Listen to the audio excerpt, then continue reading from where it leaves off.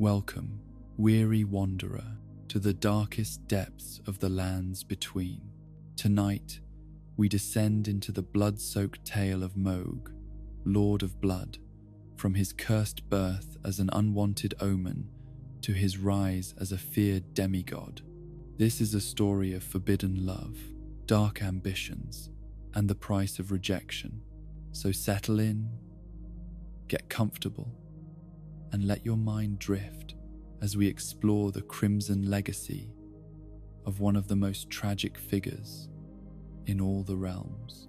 There's no rush here. Just let the story wash over you like shadows gathering at twilight.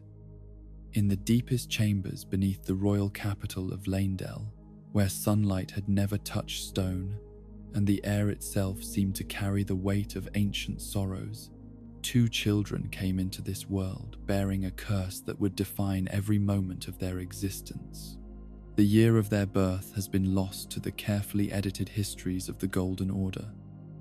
but the shame of that day would echo through the ages like a wound that refused to heal. Queen Marika the Eternal, she who commanded the very fabric of reality through her divine authority, stood in the birthing chamber and gazed upon her newborn sons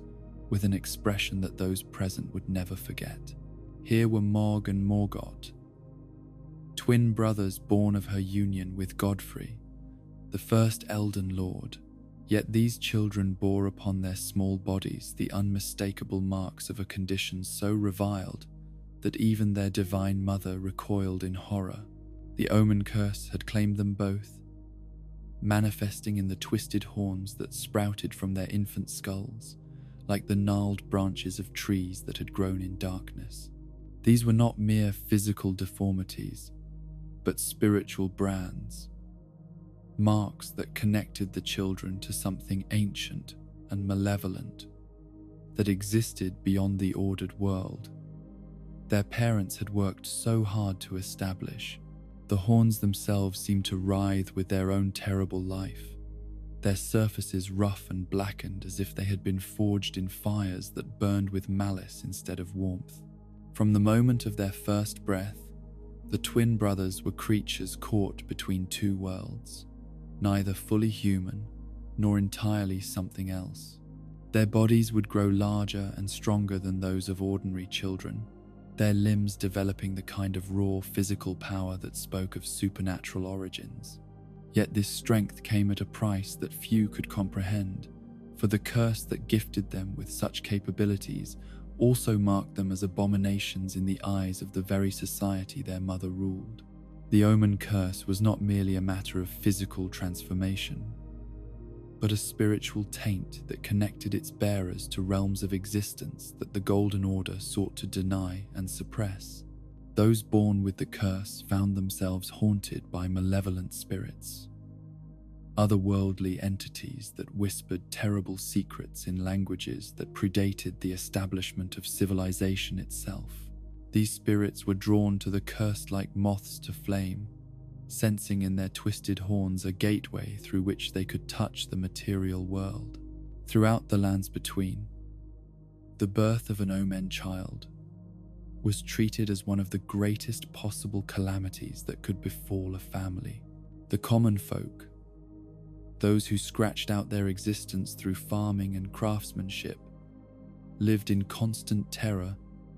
of producing such offspring. Their fear was not merely superstition, but born from generations of bitter experience, for omen children brought with them a host of troubles that could destroy entire communities if left unchecked. When omen children were born to commoners, the response was swift and merciless. The twisted horns that marked their curse would be sawed off with crude tools in procedures that were as much ritual as they were surgery, the cutting accompanied by prayers to the Golden Order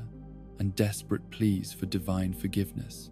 These primitive operations were performed by local healers or clergy, who possessed neither the skill nor the proper instruments for such delicate work, their efforts guided more by religious fervor than medical knowledge. The mortality rate for these horn removal procedures was catastrophic, with most omen children dying from blood loss, infection, or the sheer trauma of having parts of their skull forcibly removed. Those few who survived the cutting often suffered brain damage or permanent disfigurement that left them as hollow shells of what they might have been. The horns would sometimes grow back in twisted, malformed shapes that were even more horrifying than the originals, creating a cycle of cutting and regrowth that could continue for years until death finally claimed the child. Yet, even this terrible fate was considered preferable to allowing an omen child to mature with their curse intact. The common folk had heard too many stories of what happened when the cursed were permitted to reach adulthood. Tales of supernatural strength turned to violence, of spirits manifesting through the horns to spread madness and destruction through peaceful communities. Better, they reasoned, to risk the life of one child than to endanger an entire village. The nobility of the lands between, blessed with greater resources and bound by more complex codes of honor, could not bring themselves to subject their cursed children to such crude procedures. Their greater wealth allowed them to consult with learned physicians and scholars who understood that the horn removal procedures performed on common children were little better than ritual murder. These experts recognized that the horns were not merely external growths, but integral parts of the cursed child's physiology, connected to their nervous system and spiritual essence in ways that made removal extremely dangerous. Instead of attempting to cut away the curse, noble families chose a different path that was perhaps even more cruel in its own way. Their omen children would be allowed to keep their horns and their lives, but they would be banished from the light of day and the company of decent society. Deep beneath their family estates, in chambers that had been prepared specifically for this purpose, the cursed children would be imprisoned for the remainder of their lives, hidden away like shameful secrets that could never be acknowledged or discussed. These underground prisons were marvels of construction designed to contain beings whose strength would far surpass that of ordinary humans. The walls were built from massive stone blocks held together with mortar that had been mixed with blessed water and ground silver, materials that were said to have some power to weaken supernatural entities. Iron bars reinforced with golden wire created barriers that even omen strength could not easily break, while elaborate locking mechanisms ensured that escape would be virtually impossible. The creation of these prisons required tremendous resources and careful planning, for the noble families understood that they were not merely confining troublesome children, but containing forces that could grow increasingly dangerous as the years passed. Ventilation systems allowed air to circulate while preventing sound from escaping to the upper levels. Food and waste disposal were handled through elaborate pulley systems that minimized contact between the imprisoned omen and their caretakers, who were typically servants sworn to secrecy and bound by oaths that carried penalties of death if broken. Within these subterranean chambers, Mohg and Morgoth spent their earliest years in a twilight existence that was neither life nor death, but something suspended between the two. Their mother, Queen Marika, had made the decision that her cursed sons would follow the noble tradition rather than face the crude butchery that awaited common-born omen. Yet this mercy, if it could be called that, came wrapped in an isolation so complete that it seemed designed to break their spirits as surely as any physical torture.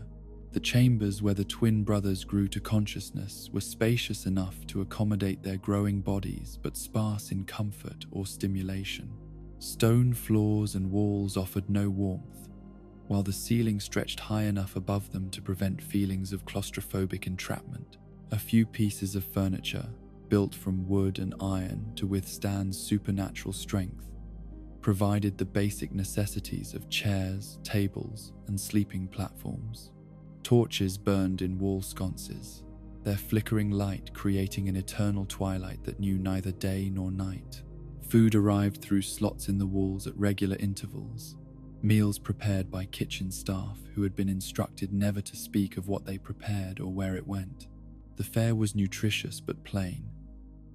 designed to sustain growing bodies without providing any pleasure or comfort that might make their imprisonment seem less like the punishment it was intended to be. Water came from wells that had been dug specifically for this purpose, their sources tested and blessed to ensure that they carried no contamination that might worsen the curse. As the years passed and the twin brothers grew from infants into children, their physical development began to reflect the supernatural nature of their curse. Their bodies stretched taller and broader than those of normal children their age, their limbs developing the kind of dense muscle that spoke of strength far beyond human norms. Their hands grew large enough to wield weapons designed for adult warriors, while their bones thickened to support frames that would eventually tower over even the largest ordinary men. The horns that marked their curse continued to grow and branch as they aged, taking on forms that seemed to follow no natural pattern, but instead reflected the chaotic nature of the spiritual forces they channeled. Each brother's horns developed differently, creating unique silhouettes that would have allowed observers to distinguish between them, even from great distances. The surfaces of these growths were rough and uneven, covered with ridges and protrusions that caught the torchlight in ways that made them seem to move with their own malevolent life. Yet it was not merely their physical transformation that set them apart from ordinary children, but the psychological burden of their isolation and the constant awareness of their cursed nature. From their earliest days, Mohg and Morgott understood that they were different, that something about their very existence was so abhorrent to the world above that it required their complete separation from normal society. This knowledge shaped their developing personalities in ways that would influence every decision they made in the years to come. Morgott, the elder of the twins by mere minutes, responded to their circumstances with a fierce determination to prove his worth despite the curse he bore. He threw himself into physical training with an intensity that bordered on obsession, using crude equipment and improvised exercises to develop his supernatural strength into something that could serve noble purposes. In the absence of proper tutors, he created his own education through careful observation and deduction, studying the construction of their prison to understand principles of engineering and architecture that might someday prove useful. Mohg's response to their shared trauma was fundamentally different, marked by a growing fascination with the very aspects of their curse that his brother sought to overcome. Where Morgott saw their supernatural strength as a burden to be controlled and channeled toward worthy goals, Mohg began to view it as a gift that had been unrecognized and unappreciated by the world above.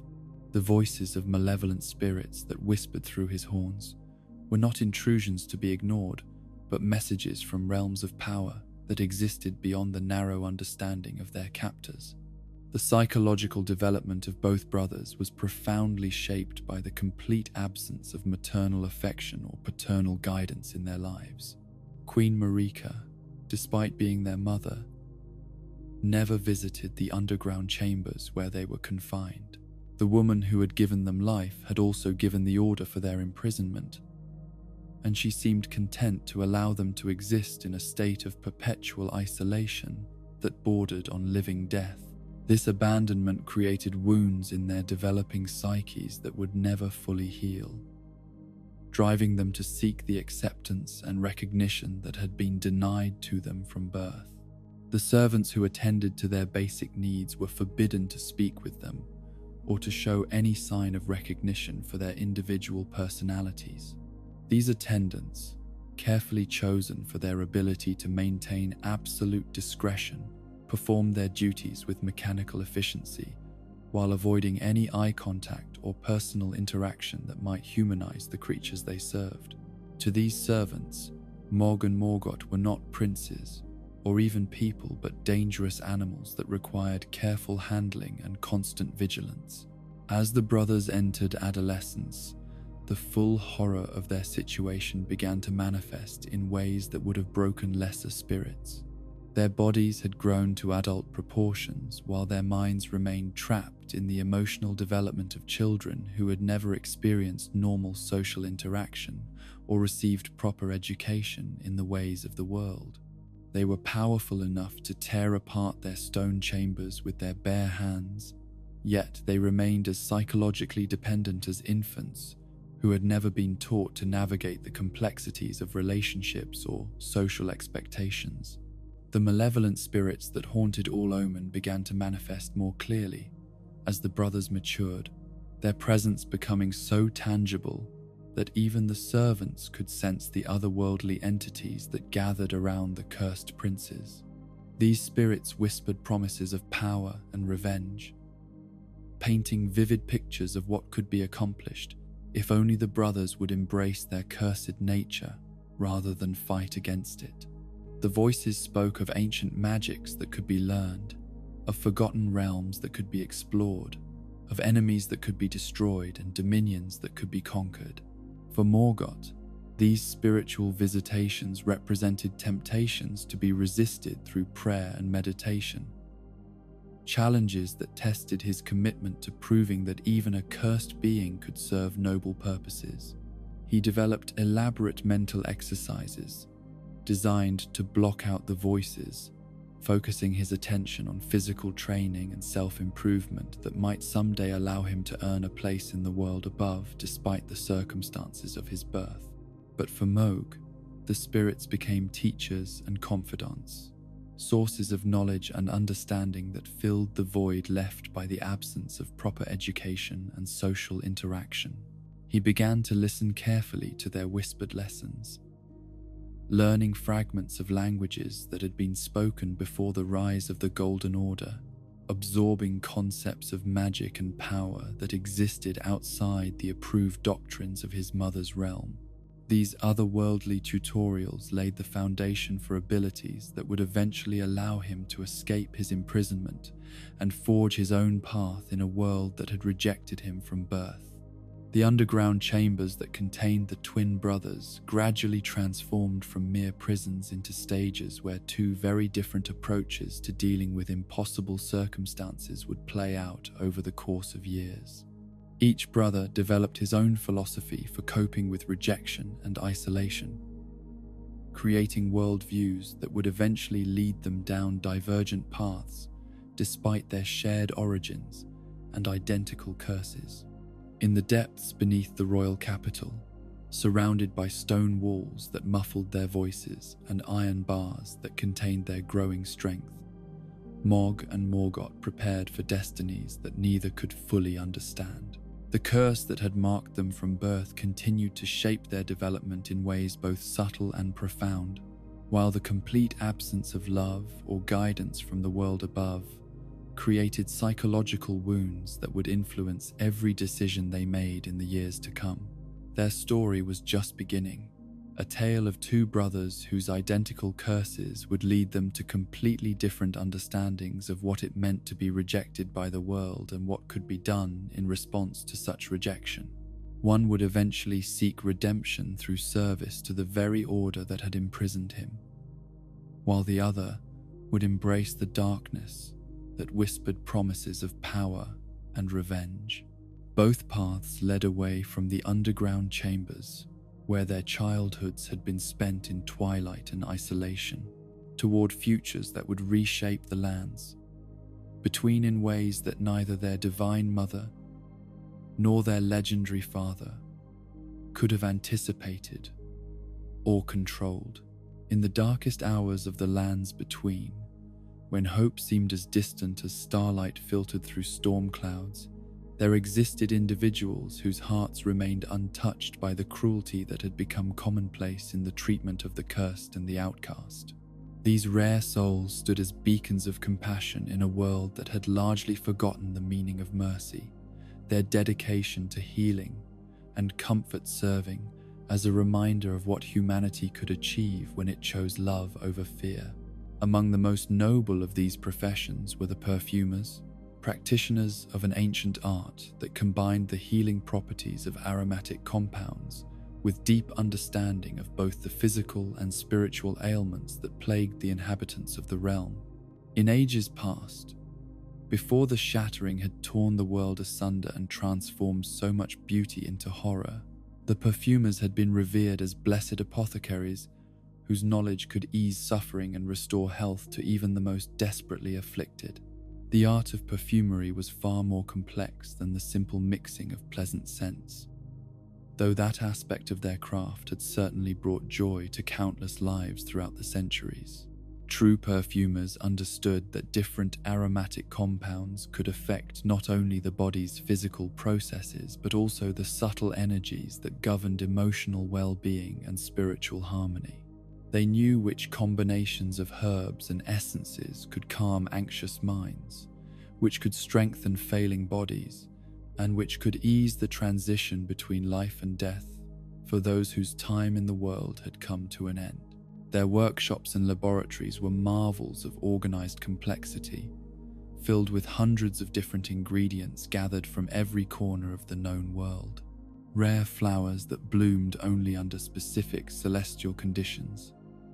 shared shelf space with roots that had been carefully cultivated in blessed soil, while crystalline formations that naturally absorbed and concentrated spiritual energies provided the foundation for their most powerful preparations. Each perfumer spent decades learning to identify these materials by sight, smell, and touch, developing an intuitive understanding of how different substances would interact when combined under various conditions. The training required to master this ancient art was rigorous beyond measure, demanding not only intellectual understanding, but also spiritual development that allowed practitioners to sense the subtle energies that surrounded all living beings. Apprentice perfumers studied for years under masters who guided them through increasingly complex preparations, teaching them to recognize the signs of different ailments and to select the appropriate treatments for each unique situation they encountered. Yet among all the perfumers who had ever practiced their healing arts, none was more beloved or more dedicated than Trisha, whose name became synonymous with compassion and selfless service to those whom society had abandoned. Where others saw only monsters and abominations, she perceived suffering souls who deserved the same care and attention that would be given to any other patient. Her workshop became a sanctuary for the cursed, the diseased, and the spiritually wounded, a place where judgment was suspended in favor of pure healing intention. Perfumer Trisha had not always specialized in treating the outcasts and the impure, though her natural empathy had drawn her toward difficult cases from the earliest days of her training. She had begun her career like most of her profession, working with wealthy clients who sought her services for cosmetic purposes or minor ailments, creating pleasant fragrances and gentle remedies that enhanced their daily lives without requiring any great sacrifice or risk on her part. But as the years passed and her skills developed, Trisha found herself increasingly troubled by the suffering she witnessed in the darker corners of society, where those afflicted with curses or spiritual contamination struggled to survive without access to proper medical care. The established healers of the Golden Order refused to treat such patients, claiming that their conditions were divine punishment that should not be interfered with through mortal intervention. Conventional physicians lacked the knowledge and tools necessary to address ailments that operated on both physical and spiritual levels simultaneously. The decision to dedicate her life to serving these forgotten souls did not come easily, for Trisha understood the personal cost such a choice would entail. She would be shunned by her former colleagues, who viewed association with the cursed as a form of contamination that could spread to affect their own practices. Her wealthy clients would seek other perfumers to meet their needs, cutting off the primary source of income that had allowed her to maintain her workshop and purchase the rare materials her work required. More troubling still was the knowledge that many of her efforts would end in failure, for the conditions that affected the truly cursed often lay beyond the reach of any earthly remedy. She would watch patients suffer and die. Despite her best efforts, their pain serving as a constant reminder of the limitations that bound even the most skilled practitioners of the healing arts. The emotional toll of such repeated failures could break the spirits of healers far stronger than herself, yet she felt called to attempt what others would not even consider. Trisha's workshop gradually transformed as she shifted her focus towards serving the outcasts and the impure, its pleasant atmosphere giving way to something more clinical, yet somehow warmer in its dedication to pure healing purpose. The beautiful decorative elements that had once impressed wealthy clients were replaced with additional storage for specialized materials and equipment designed to handle the most challenging cases. Comfortable seating areas where ladies of the court had once relaxed while receiving cosmetic treatments became examination spaces where she could assess patients whose conditions defied conventional understanding. The materials she required for her new calling were often difficult to obtain through normal channels, forcing her to seek out suppliers who dealt with substances that more conventional practitioners would not touch. Certain herbs that grew only in areas tainted by spiritual corruption, minerals that had been exposed to otherworldly energies, and essences extracted from creatures that existed at the boundaries between the natural and supernatural worlds. These ingredients were expensive and sometimes dangerous to work with, but they alone possessed the properties necessary to address the unique ailments that affected her chosen patients. Word of Trisha's unusual practice spread slowly through the hidden networks by which outcasts and cursed beings communicated with one another, traveling by whispered conversations and coded messages that allowed the desperate to find her workshop without attracting unwanted attention from authorities who might disapprove of her activities. They came to her in darkness, moving through back alleys and abandoned passages to reach the sanctuary she had created for them, their faces hidden by cloaks and masks that concealed the visible signs of their afflictions. The omen who sought her care presented some of the most challenging cases she had ever encountered, their conditions rooted in spiritual contamination so profound that it had begun to alter their physical forms in ways that conventional medicine could not address. The horns that sprouted from their skulls were not merely external growths, but manifestations of otherworldly forces that had taken residence within their bodies, creating connections to malevolent entities that whispered constantly in languages that predated civilized speech. Trisha approached each omen patient with the same methodical care she brought to all her work, beginning with extensive examination and questioning designed to understand the specific nature of their individual condition. She learned to read the patterns etched into their horns, recognizing that different configurations corresponded to different types of spiritual contamination and required different approaches to treatment. Some patients were haunted by entities that sought to drive them toward violence, while others struggled against influences that attempted to drain their life force or corrupt their memories. The treatments she developed for Omen patients were complex preparations that required weeks or sometimes months of careful brewing and refinement. Each compound was tailored to the individual patient's needs, taking into account not only the nature of their spiritual contamination, but also their physical constitution and psychological state. Some treatments took the form of aromatic vapors that could be inhaled to provide temporary relief from the whispers of malevolent spirits, while others were topical applications designed to strengthen the barriers between the patient's consciousness and the otherworldly forces that sought to influence them. Yet, despite her incredible skill and unwavering dedication, Trisha discovered that the Omen curse lay beyond the reach of any earthly remedy she could devise. The spiritual contamination that created the twisted horns and attracted malevolent entities was too deeply rooted to be purged through conventional means, no matter how skillfully applied. Her treatments could provide temporary relief from symptoms and sometimes slow the progression of the condition, but they could not restore her patients to the normal state they had never known. This limitation was perhaps the greatest source of frustration and sorrow in Trisha's practice,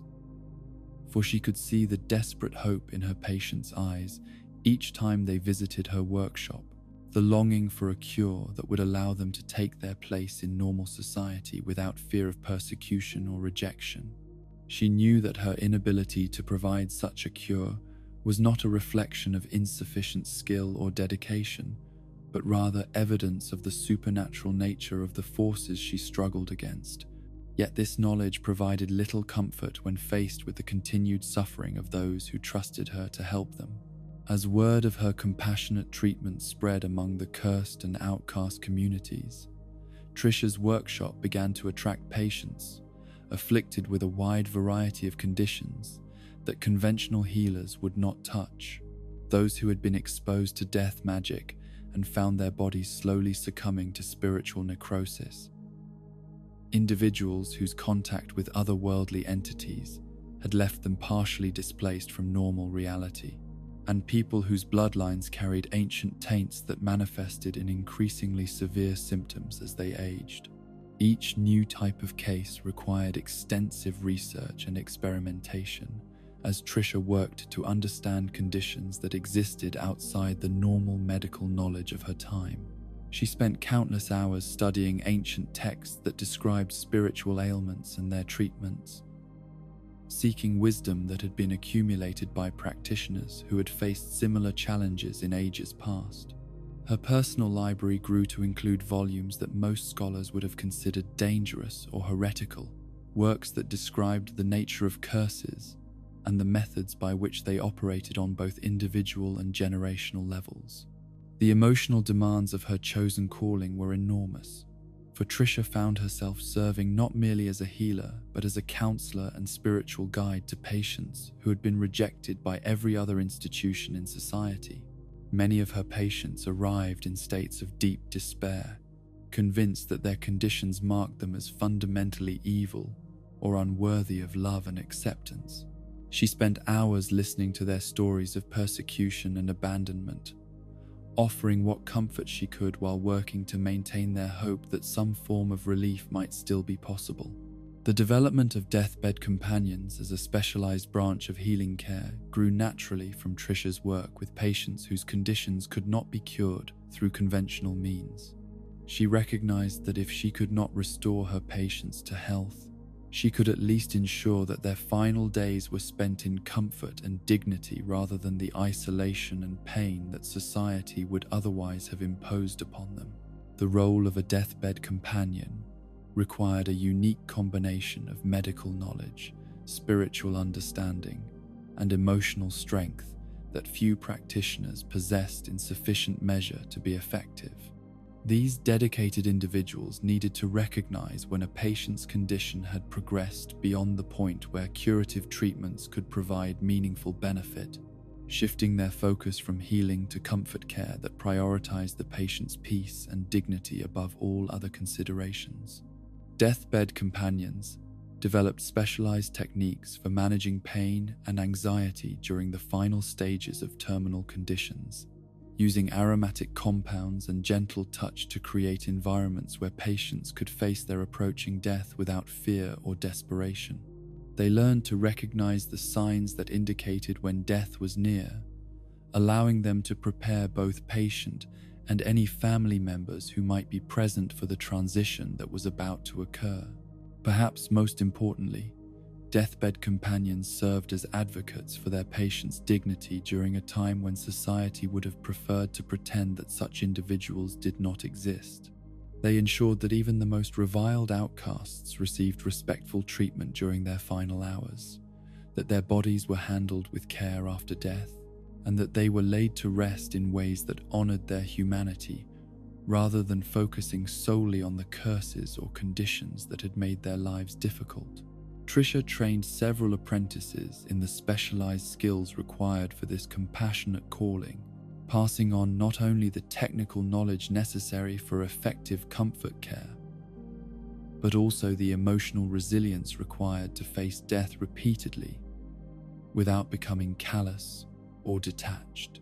These deathbed companions went on to establish their own practices throughout the lands between, creating a network of sanctuary spaces where the dying could find peace and dignity regardless of the nature of their afflictions. Yet even as Trisha and her followers worked to provide comfort and healing to the outcasts of society, the broader world was changing in ways that would ultimately make their compassionate calling far more dangerous and difficult to pursue.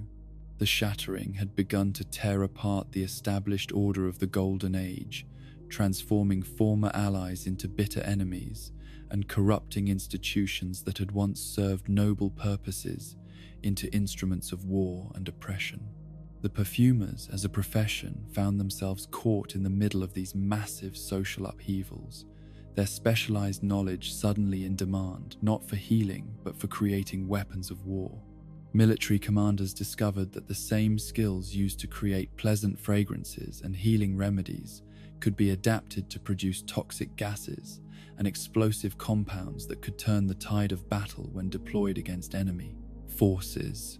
The transformation of the perfumer profession from healers to weapon makers was gradual but inexorable, driven by the practical necessities of survival in a world where traditional boundaries between combatant and civilian had begun to break down. Perfumers who had once dedicated their lives to easing suffering found themselves pressed into service, creating tools of destruction. Their workshops converted from places of healing into ammunition factories that produced increasingly sophisticated instruments of death. Many perfumers resisted this transformation as long as possible, clinging to their original calling, even as the world around them descended into chaos and violence. They continued to treat patients and provide comfort care to the dying, operating their practices in secret when necessary to avoid being conscripted into military service.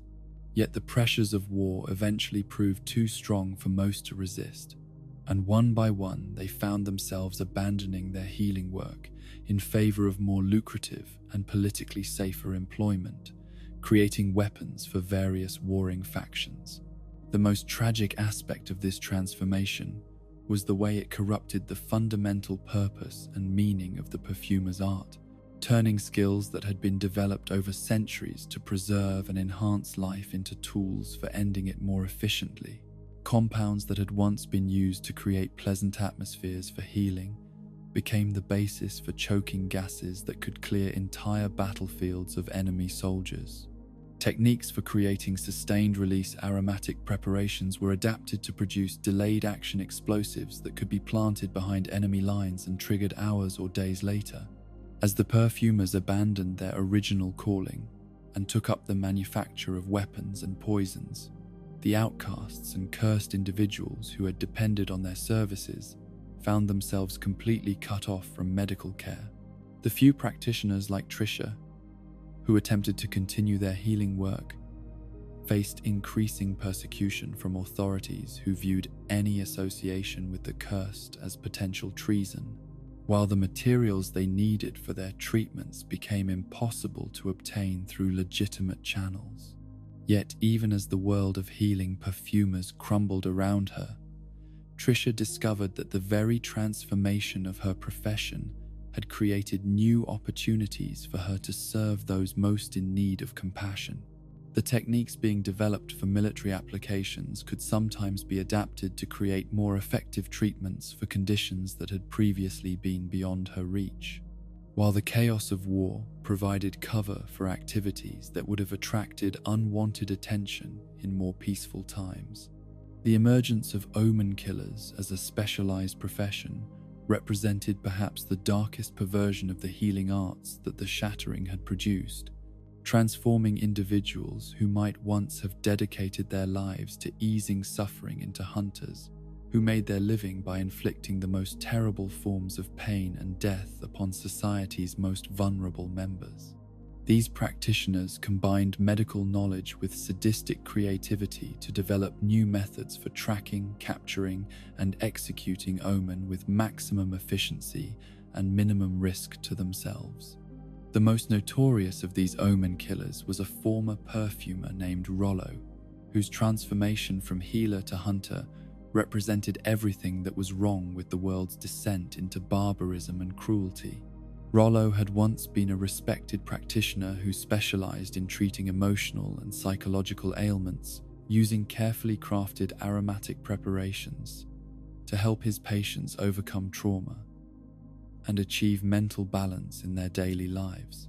The decision to abandon his healing practice and become an omen killer was not one that Rollo made lightly or quickly, but rather the result of a gradual process of psychological transformation that began with small compromises and eventually led to complete moral corruption. He had initially justified his involvement with anti-omen activities as a form of public health service, convincing himself that he was protecting innocent people from dangerous creatures rather than persecuting fellow sufferers who deserved compassion rather than violence. To make the psychological transition from healer to killer easier, Rollo deliberately numbed his natural empathy through the use of specialized chemical preparations that suppressed emotional responses and allowed him to view his victims as objects rather than individuals. These compounds, derived from his knowledge of how different substances affected mental states,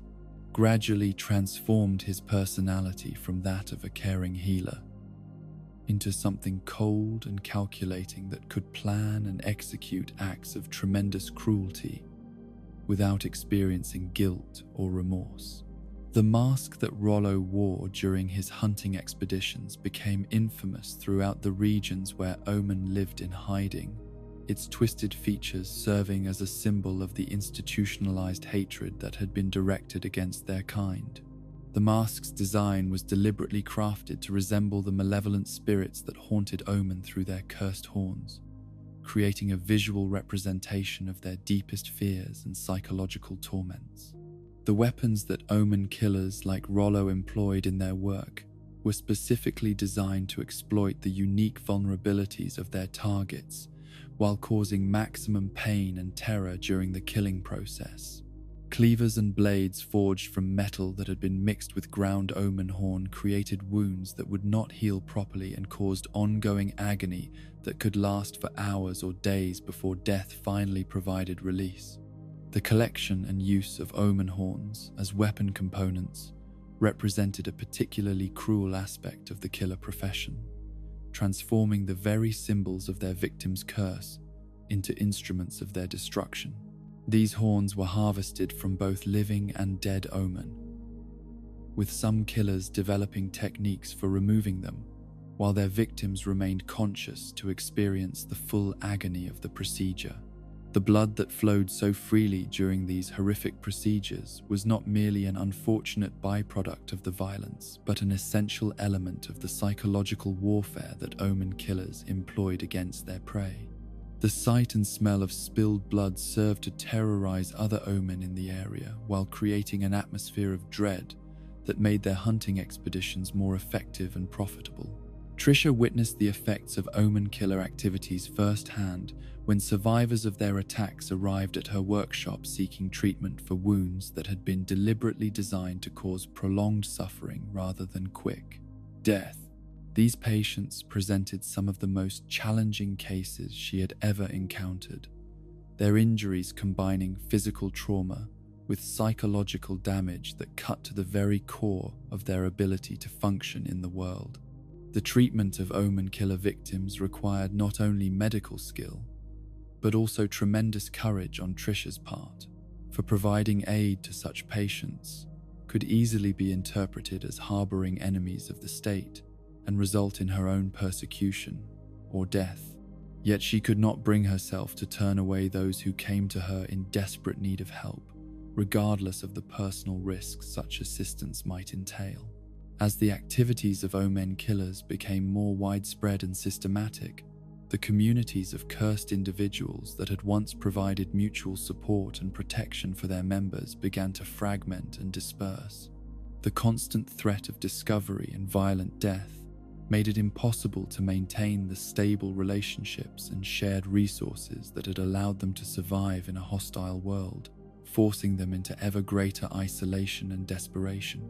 In these darkest of times, when even former healers had transformed into instruments of persecution and death, Trisha's continued dedication to providing comfort and care to the outcasts represented a form of resistance against the moral corruption that was consuming her world. Her workshop remained a beacon of hope for those who had been abandoned by everyone else, a place where the ancient ideals of compassion and service to others continued to flourish despite the chaos that surrounded them on all sides. In the suffocating darkness of his underground prison, where the weight of stone and earth pressed down like the judgment of a world that had rejected him before he could speak his first word, Mohg had grown from a cursed child into something far more dangerous than his captors could have imagined. The years of isolation had not broken his spirit as they were intended to do, but instead had forged it into something harder and more determined than any blade that had ever been drawn in anger or desperation. The whispers that came through his twisted horns had become his teachers, his companions, and ultimately his guides toward a destiny that lay far beyond the narrow confines of the chambers where he and his brother had spent their youth in perpetual twilight, where Morgott had learned to resist these otherworldly voices through prayer and meditation. Mohg had embraced them with the desperate hunger of someone who had been denied all other forms of education and companionship. The malevolent spirits that haunted all those born with the Omen curse spoke to him in languages that predated the rise of the Golden Order, sharing fragments of knowledge that had been deliberately suppressed and forgotten by those who claimed dominion over the lands between. They told him of powers that existed beyond the approved magics of the Two Fingers, of realms that lay hidden beneath the surface world, where different rules applied and different gods held sway over the forces that shaped reality. Most importantly, they spoke to him of the Formless Mother, an outer god whose very existence challenged the fundamental assumptions upon which his mother's empire had been built. This entity, they whispered, was the true patron of cursed blood, the divine force that transformed what others saw as contamination into a source of power that could rival anything the Golden Order had ever produced. The decision to escape from his underground prison did not come suddenly, but grew gradually in Mohg's mind as he absorbed the teachings of the spirits and began to understand that his curse was not the burden he had been taught to believe, but rather a gateway to abilities that his captors feared precisely because they could not control or comprehend them. The iron bars that contained his physical form could not hold back the expanding consciousness that was learning to perceive layers of reality that existed beyond normal sensory experience. The planning required for such an escape was enormously complex, for Mohg understood that he would have only one opportunity to break free before his captors recognized the extent of his development and took additional measures to ensure his continued confinement. He needed to understand not only the physical layout of his prison, but also the magical protections that had been woven into its construction, the schedules of the servants who attended to his needs, and the broader geography of the world above that he had never seen, but would need to navigate once his escape was complete. The spirits that whispered through his horns proved invaluable in this planning process, their otherworldly nature allowing them to perceive details about his surroundings that his physical senses could not detect. They described to him the network of tunnels and passages that honeycombed the earth beneath the royal capital, ancient construction work that had been forgotten by the current inhabitants but still provided pathways for those who knew how to find and use them. More crucially, they revealed to him the locations of weak points in the magical barriers that surrounded his prison, places where the sacred energies that should have prevented his escape had been diminished by time and neglect or disrupted by the natural movements of the earth. These vulnerabilities were small and difficult to detect, but they provided the openings through which someone with the right knowledge and sufficient determination might be able to force their way to freedom. The night of his escape was chosen carefully to coincide with celestial alignments that would strengthen the connection between his cursed blood and the otherworldly forces that served as his allies in this desperate undertaking. The spirits had taught him to recognize the subtle signs that indicated when such alignments were approaching, to feel in his very bones the shifting patterns of cosmic energy that could either aid or hinder attempts to work magic that drew power from sources beyond the material world. When the moment finally arrived, Mohg's escape from his underground prison was not the crude breaking of bars and smashing of walls that his captors might have expected from someone of his supernatural strength. Instead, it was a carefully orchestrated sequence of actions that combined physical force with magical techniques that he had learned from his otherworldly tutors, each movement timed to take advantage of momentary weaknesses in the barriers that contained him. The iron that had been forged specifically to contain omen strength proved vulnerable to blood magic that altered its fundamental properties at the molecular level, causing the metal to become brittle and weak. At precisely the moments when Mohg applied force to break free, the stone walls that should have been impervious to any assault cracked along fault lines that existed in dimensions beyond normal space, their structural integrity compromised by energies that operated according to principles that the prison's builders had never understood or accounted for. The servants, who should have detected his escape, were afflicted with a supernatural drowsiness that descended upon them like a fog, their consciousness suppressed just long enough for Mohg to pass through areas where his presence would normally have been immediately detected and reported to the authorities. The magical alarms that should have sounded the moment he left his designated chambers remained silent, their mechanisms disrupted by the same otherworldly forces that had taught him the techniques necessary for his liberation. His emergence into the underground passages that lay beyond his prison was a moment of transformation that marked the end of his childhood and the beginning of his development into the figure he would eventually become. For the first time in his life, Mohg breathed air that had not been specifically allocated to him by his captors, walked on ground that was not part of his designated living space, and made choices about his direction and destination based on his own will, rather than the restrictions imposed by others. The journey through the forgotten tunnels beneath the royal capital became a pilgrimage of sorts, a passage through layers of history and geography that revealed to him the hidden foundations upon which the visible world had been constructed. These passages had been carved by peoples whose names had been erased from official histories, their handiwork bearing the marks of civilizations that had flourished and fallen long before the rise of the Golden Order. The spirits that guided him through this subterranean maze were intimately familiar with these ancient pathways, having haunted them for centuries or millennia while waiting for someone with the proper combination of curse and determination to serve as their vessel for returning to the world of the living. They led him past chambers filled with artifacts and treasures that had been buried and forgotten, through galleries decorated with carvings that told stories in languages that no scholar of the current age could read or understand. As Mohg descended deeper into the earth, following routes that would eventually lead him to the deepest places where the most ancient secrets lay buried, he began to sense the presence of something vast and otherworldly that existed at the very foundations of reality itself. This was not merely another spirit or entity like those that had whispered to him through his horns, but rather a force of such magnitude and alien nature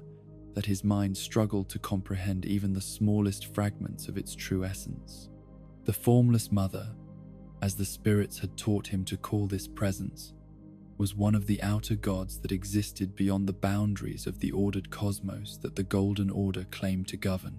These entities predated the current arrangement of reality and operated according to principles that were fundamentally incompatible with the neat categories and hierarchies that mortals used to organize their understanding of divine authority. where the gods that were officially recognized and worshipped in the lands between demanded specific forms of reverence and obedience from their followers. The outer gods offered power and knowledge to those brave or desperate enough to seek them out,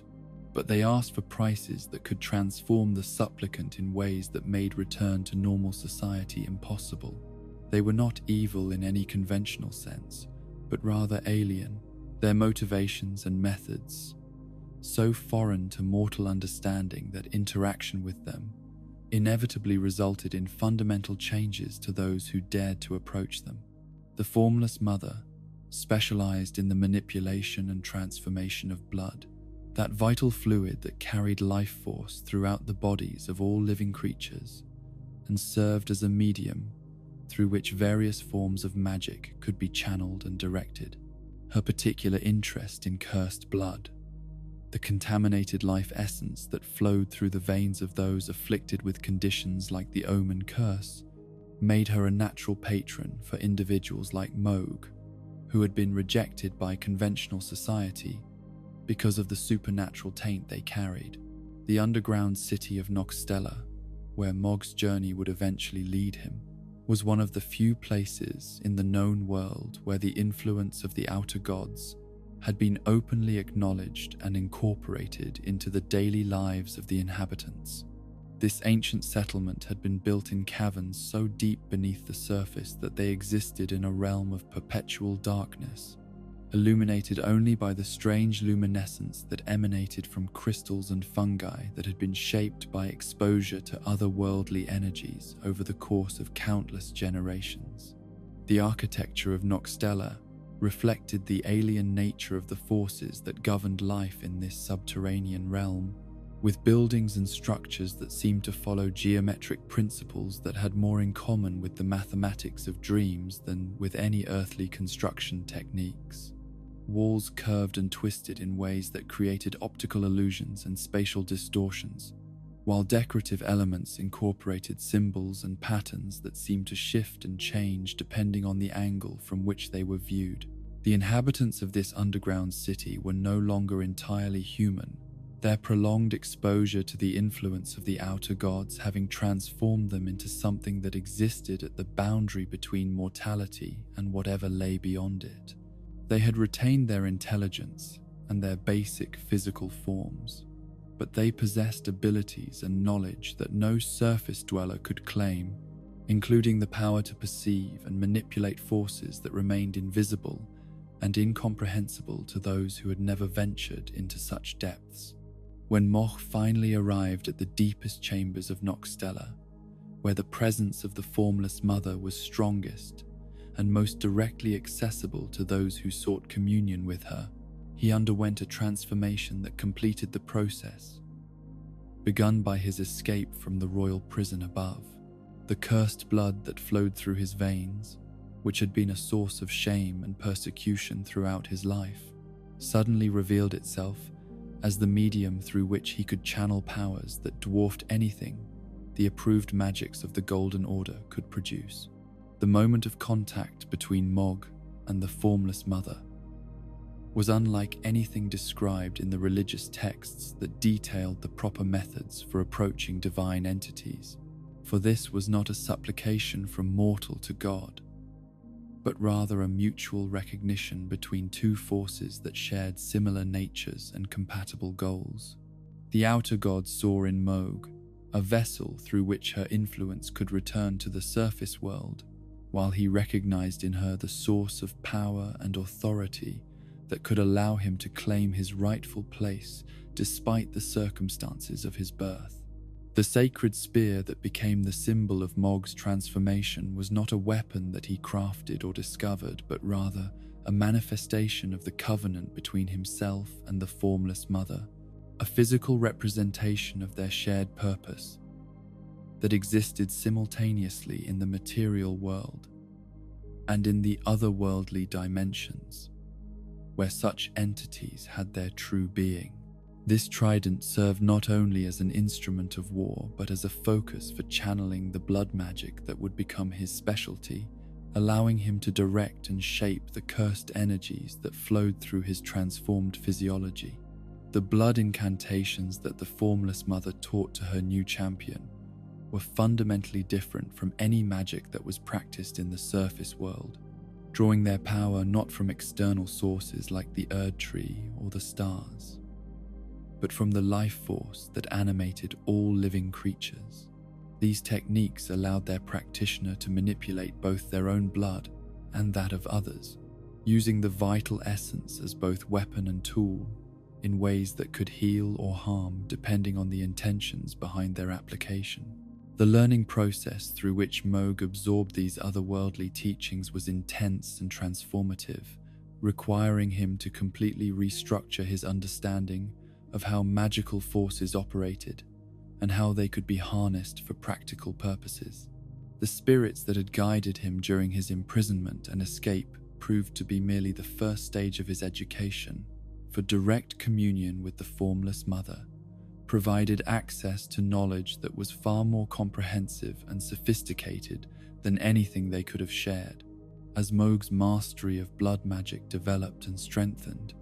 he began to experience physical changes that reflected his growing connection to the otherworldly forces he had embraced. His already imposing stature increased further,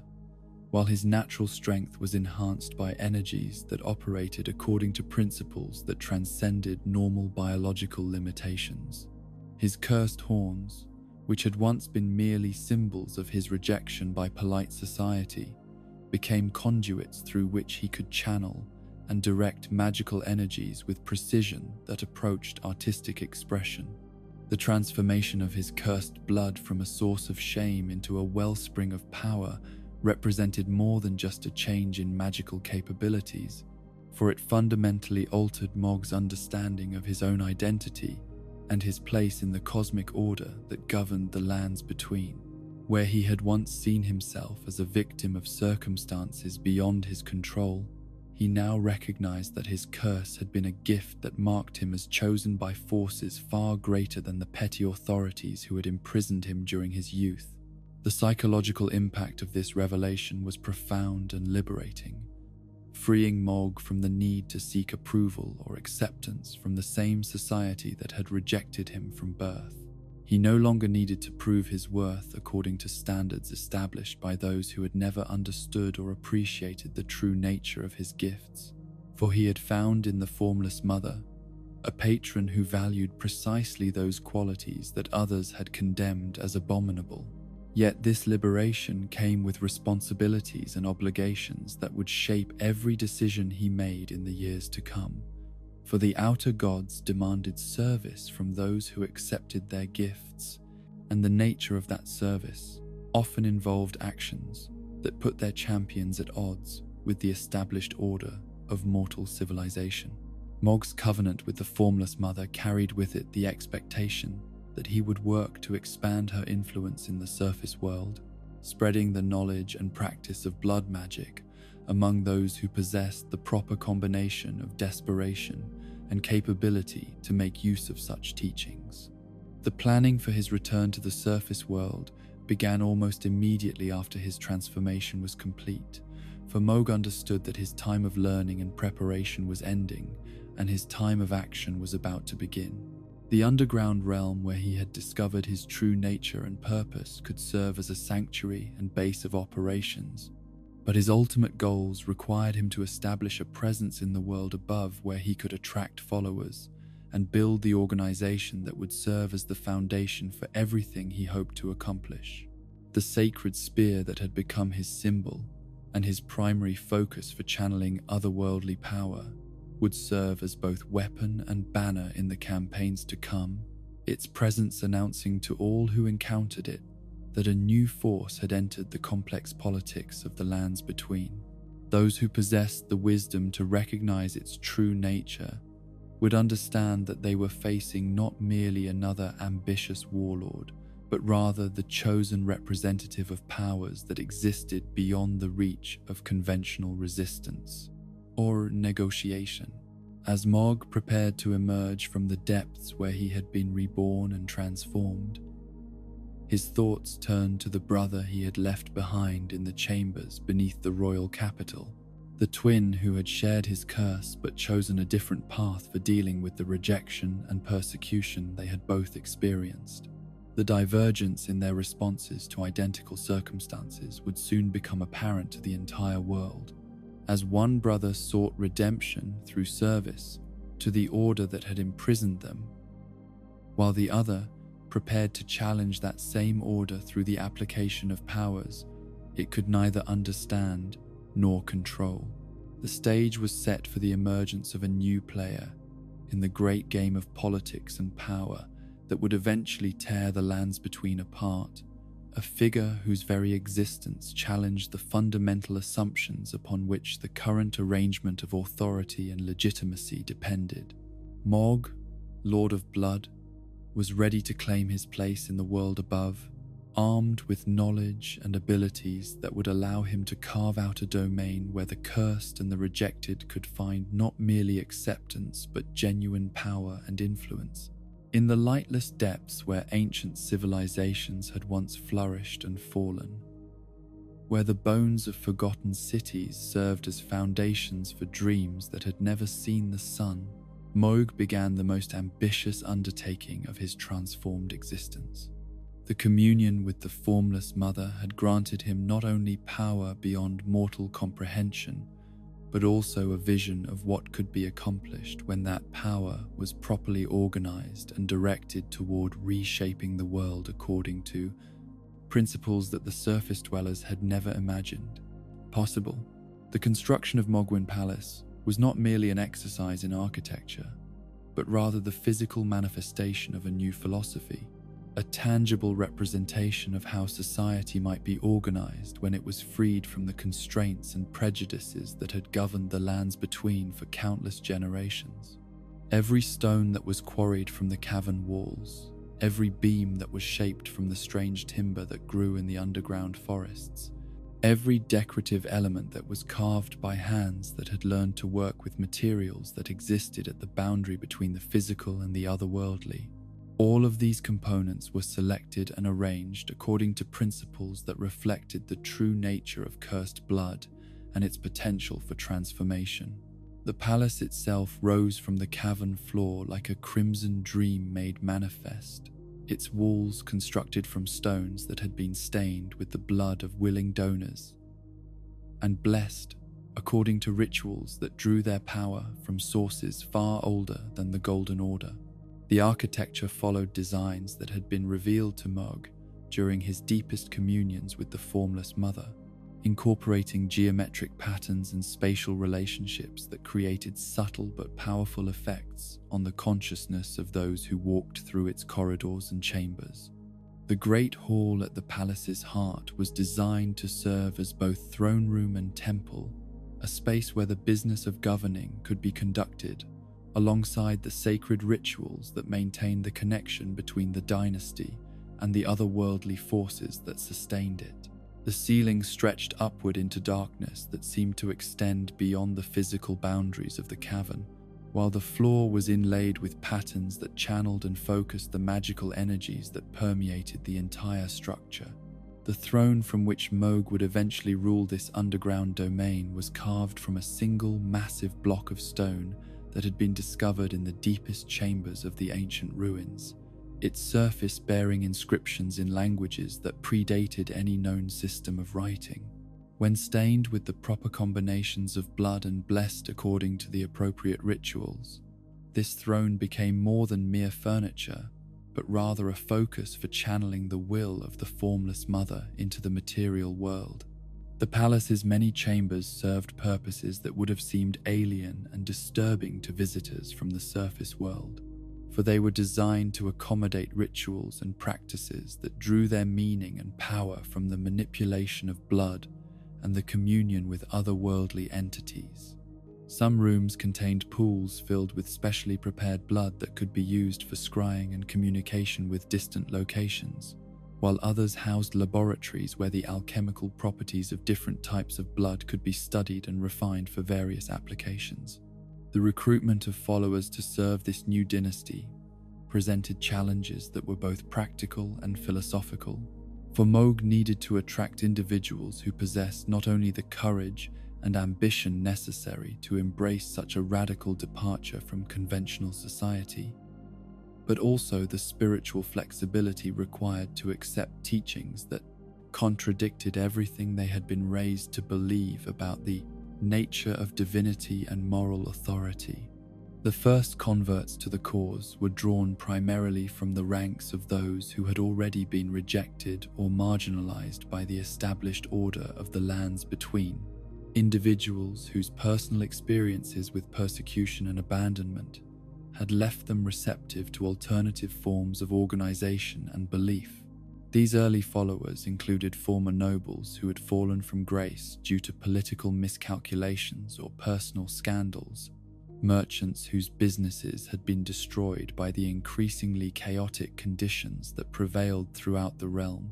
and scholars whose research had led them into areas of knowledge that the authorities considered dangerous or heretical. Yet Mohg's vision for his dynasty extended far beyond merely providing refuge for society's outcasts and misfits, for he understood that lasting change could only be achieved through the conversion of individuals who possessed real power and influence in the world above. The recruitment of genuine nobles and knights who held positions of authority within the existing system would demonstrate that his movement represented a genuine alternative to the Golden Order rather than simply another desperate gathering of the dispossessed and the desperate. The process of identifying and approaching such potential converts required tremendous subtlety and patience, for individuals who held positions of respectability and influence could not be approached with the same direct methods that might work with those who had nothing left to lose. Instead, Mohg developed a sophisticated network of agents and intermediaries who could make contact with promising candidates and begin the delicate process of introducing them to concepts and possibilities that might eventually lead to their conversion to the dynasty's cause. Among the most effective of these recruiters was Vare,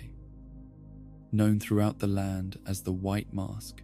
whose combination of medical knowledge and psychological insight made him uniquely qualified to identify individuals who possessed the specific combination of ambition and moral flexibility that made them suitable candidates for initiation into the mysteries of blood magic. Var had once served as a war surgeon, his skills in high demand during the conflicts that had torn the lands between apart, but his experiences treating the wounded and dying had led him to conclusions about the nature of life and death that put him at odds with the conventional medical establishment. The White Mask's approach to recruitment was masterfully subtle, beginning with casual conversations that seemed to focus on philosophical questions about the nature of power and authority in a world where the old certainties no longer seemed to provide adequate guidance for navigating increasingly complex moral and practical challenges. He possessed an uncanny ability to sense which individuals harbored secret doubts about the legitimacy of the current order, and which ones possessed the intellectual curiosity necessary to explore alternative explanations for the forces that shaped their world. Vare's medical background provided him with opportunities to encounter potential converts during moments of vulnerability and crisis, when injuries or illnesses had forced them to confront their own mortality and the limitations of conventional healing methods. These encounters allowed him to demonstrate the superior effectiveness of techniques that drew their power from blood magic, providing tangible proof of the dynasty's capabilities, while simultaneously creating situations where traditional loyalties and beliefs could be questioned and examined.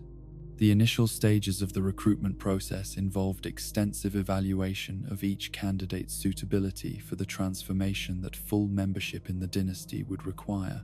For Mohg understood that not every individual possessed the psychological resilience and spiritual flexibility necessary to embrace such a radical departure from everything they had been taught to believe. The trials and tests that were administered to potential converts were designed not only to assess their capabilities, but also to begin the gradual process of psychological conditioning that would prepare them for the final initiation. These preliminary trials took many different forms depending on the background and circumstances of the individual candidate, but they all shared certain common elements that were designed to test the person's willingness to abandon conventional moral constraints in pursuit of greater power and knowledge.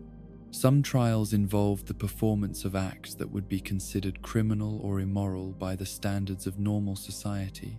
while others required the candidate to demonstrate their mastery of magical techniques that drew their power from sources that the Golden Order had declared forbidden.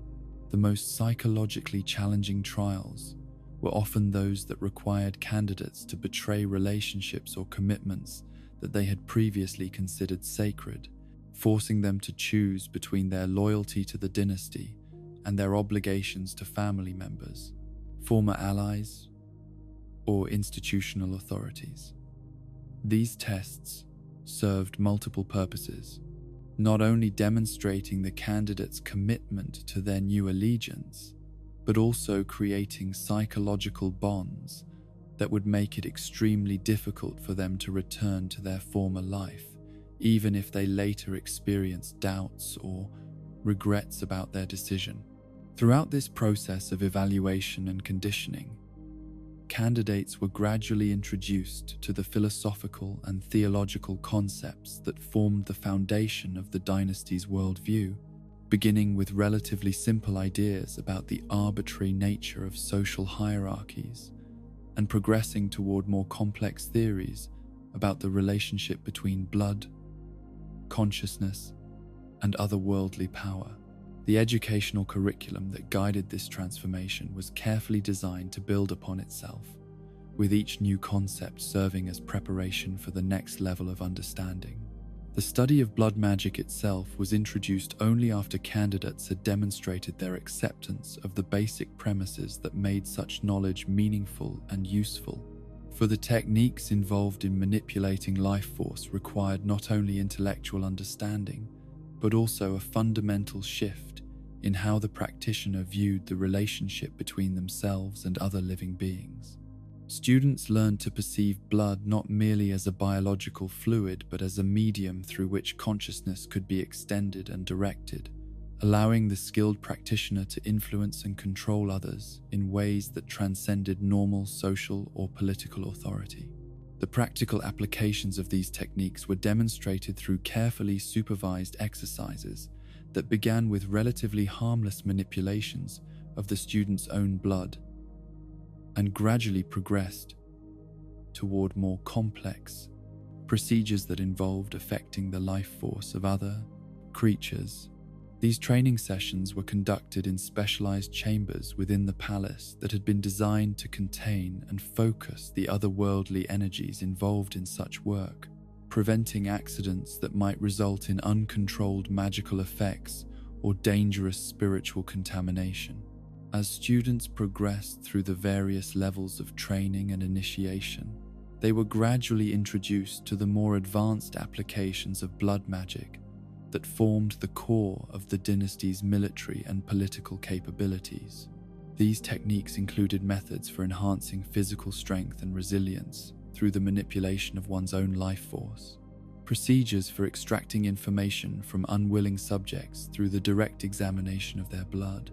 and rituals that could establish permanent bonds of loyalty and obedience between the practitioner and their followers. The development of the Pureblood Knights as an elite military force within the dynasty represented the culmination of Mohg's efforts to create an organization that could compete effectively with the conventional armies that served other powers throughout the lands between. These warriors were not merely soldiers who had been trained in the use of blood magic, but rather individuals who had undergone complete physical and spiritual transformation through prolonged exposure to the otherworldly energies that the dynasty channeled and directed. The process of becoming a pureblood knight required years of preparation and conditioning, beginning with the basic blood magic training that all dynasty members received and progressing through increasingly demanding trials that pushed the candidate's body and mind to their absolute limits. The final stages of this transformation involved rituals that permanently altered the knight's physiology, replacing their normal blood with a substance that existed simultaneously in the material world and in the otherworldly dimensions where the formless mother held sway. These transformed warriors possessed capabilities that far exceeded anything that conventional military training could produce. Their strength and speed enhanced to superhuman levels, while their ability to heal from injuries was accelerated to the point where wounds that would incapacitate normal soldiers could be shrugged off as minor inconveniences.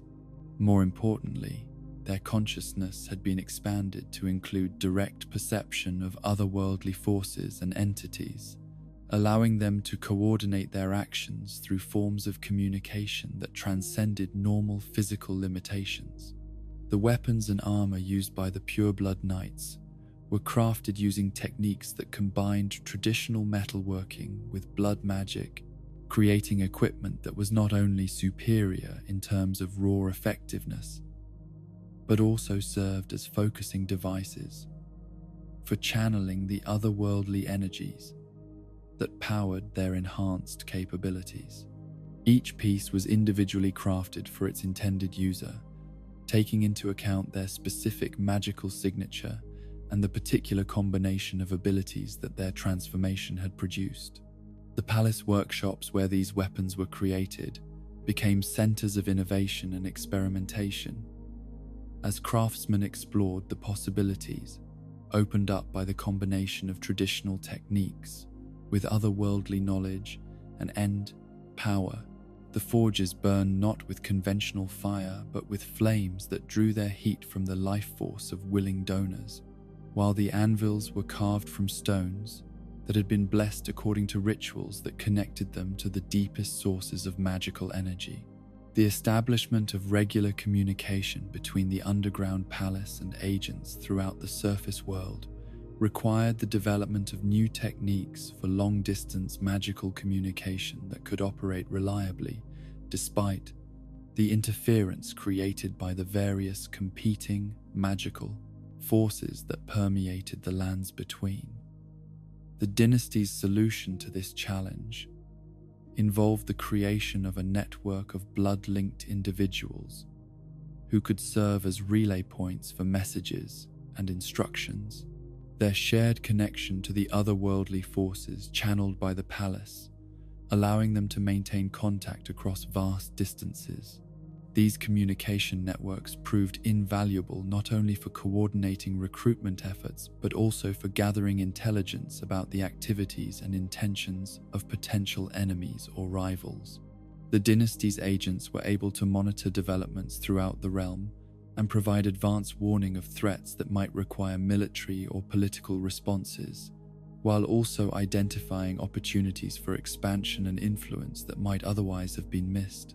The philosophical underpinnings of the dynasty's approach to governance and social organization were based on the fundamental premise that the existing hierarchies and institutions of the lands between were not divinely ordained, but rather arbitrary constructions that served primarily to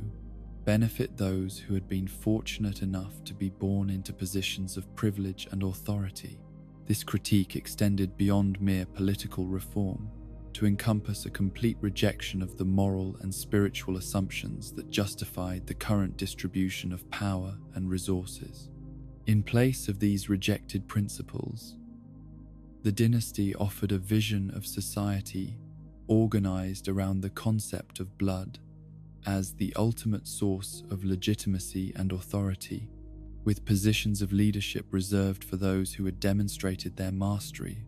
of the otherworldly forces that could be channeled through the proper manipulation of life essence. This meritocratic approach promised advancement opportunities for individuals who possessed the necessary combination of talent and dedication,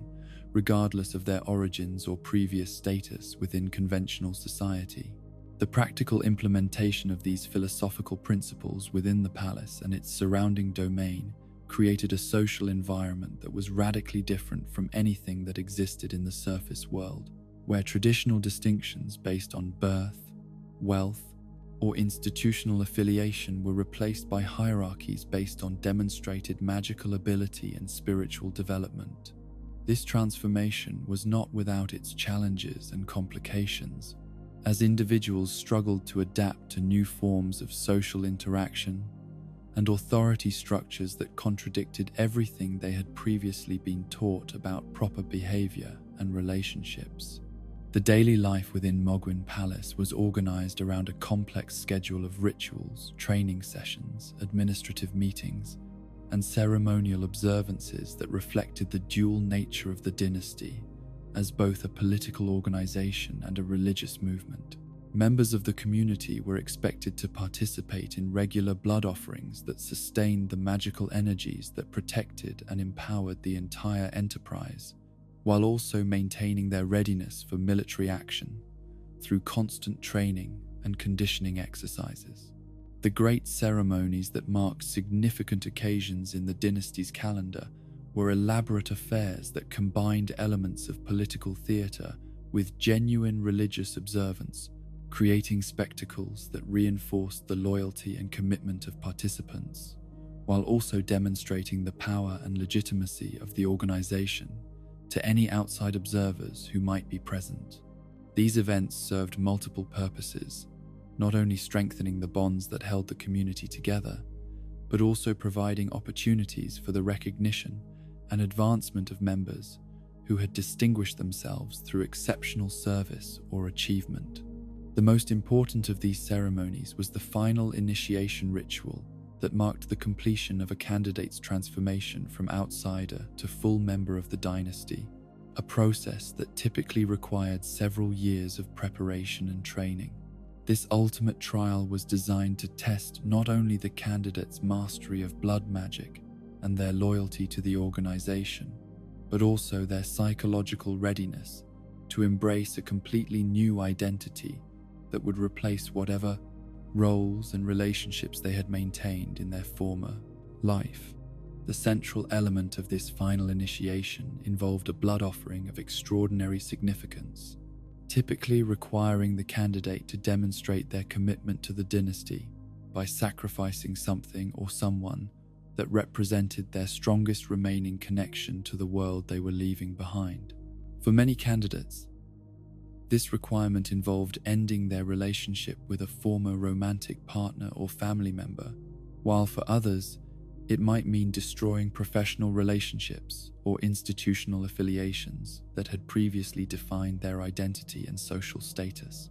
The psychological impact of these final trials was intended to be permanent and irreversible,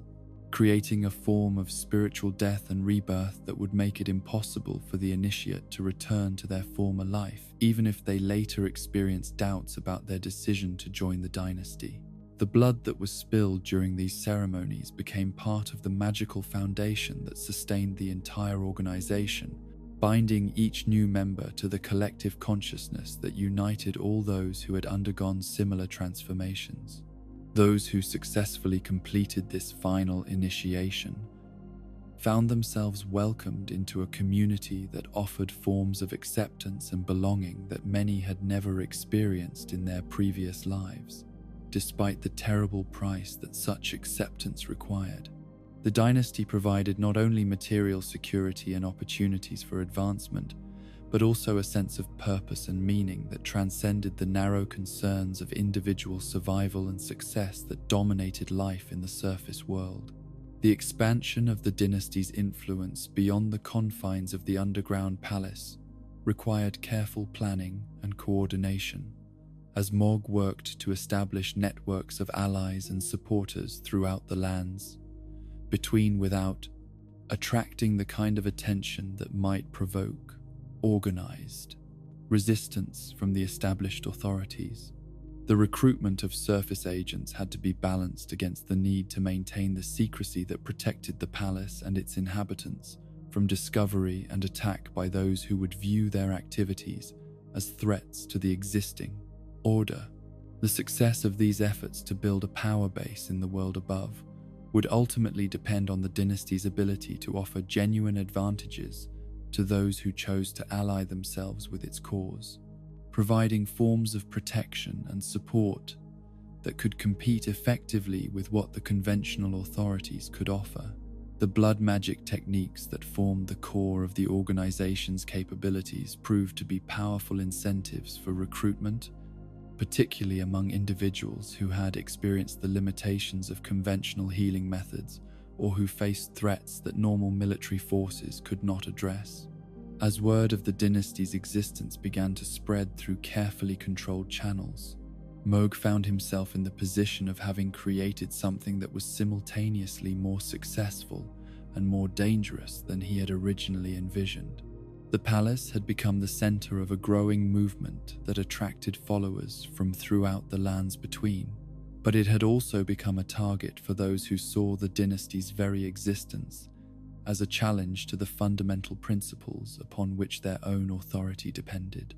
The stage was set for conflicts that would eventually reshape the political landscape of the entire realm, as the dynasty that had begun in the lightless depths prepared to emerge into the world above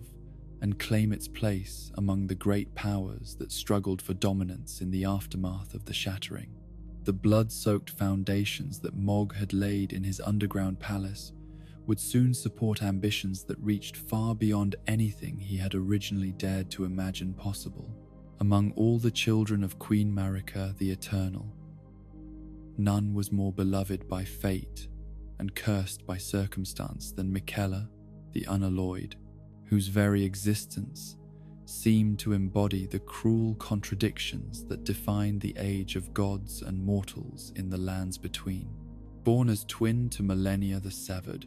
he had emerged into the world carrying within his small frame both the divine essence that marked him as an Empyrean and the terrible burden of a curse that would forever deny him the physical development that should have been his birthright as a demigod of royal blood. The curse that afflicted Miquella was perhaps the most psychologically torturous of all the supernatural afflictions that had been visited upon Marika's offspring, for it trapped him in the body of a young child, while his mind and spirit developed with all the complexity and sophistication that befitted one of his divine heritage. Where other curses manifested as visible deformities or supernatural contamination that could at least be acknowledged and addressed through various forms of treatment or accommodation, Miquella's eternal youth created a prison of flesh that mocked his intellectual and spiritual growth with every passing year. To those who encountered him without understanding the true nature of his condition, Miquella appeared to be nothing more than an exceptionally intelligent and charismatic child. His small stature and youthful features, creating expectations and limitations that bore no relationship to his actual capabilities or the vast knowledge he had accumulated during his extended lifetime. This disconnect between his physical appearance and his true nature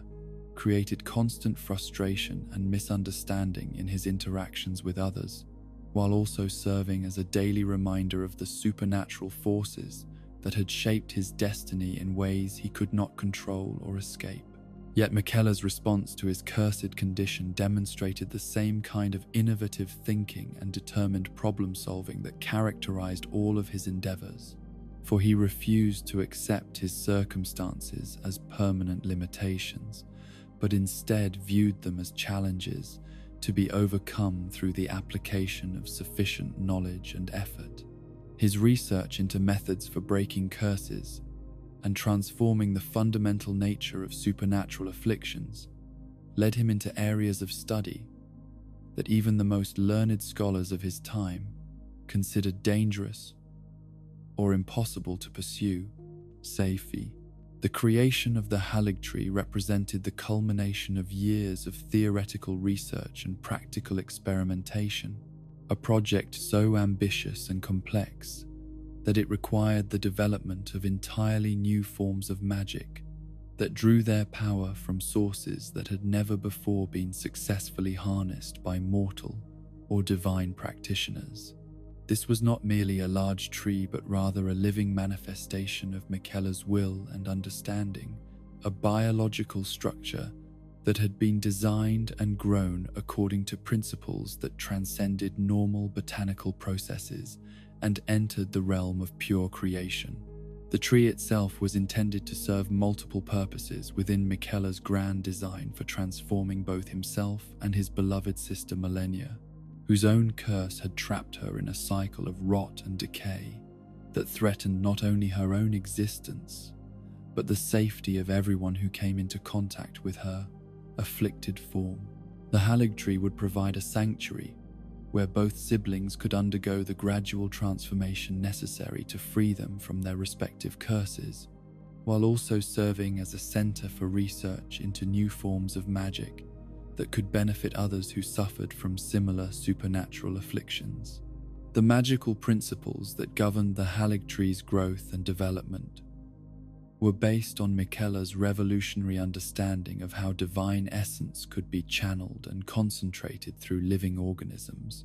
transforming them into vessels capable of containing and directing otherworldly energies that would normally disperse harmlessly into the environment. The tree's roots extended deep into the earth to tap directly into the fundamental forces that sustained all life in the lands between, while its branches reached toward the heavens to gather celestial influences that could be filtered and refined for specific applications. Every aspect of the tree's structure and function had been carefully designed to create the optimal environment for the kind of gradual but permanent transformation that Miquella believed could free him from the curse of eternal youth, while simultaneously purging the scarlet rot from his sister's contaminated physiology. The bark contained compounds that could neutralize various forms of spiritual contamination, while the leaves produced essences that could accelerate healing and regeneration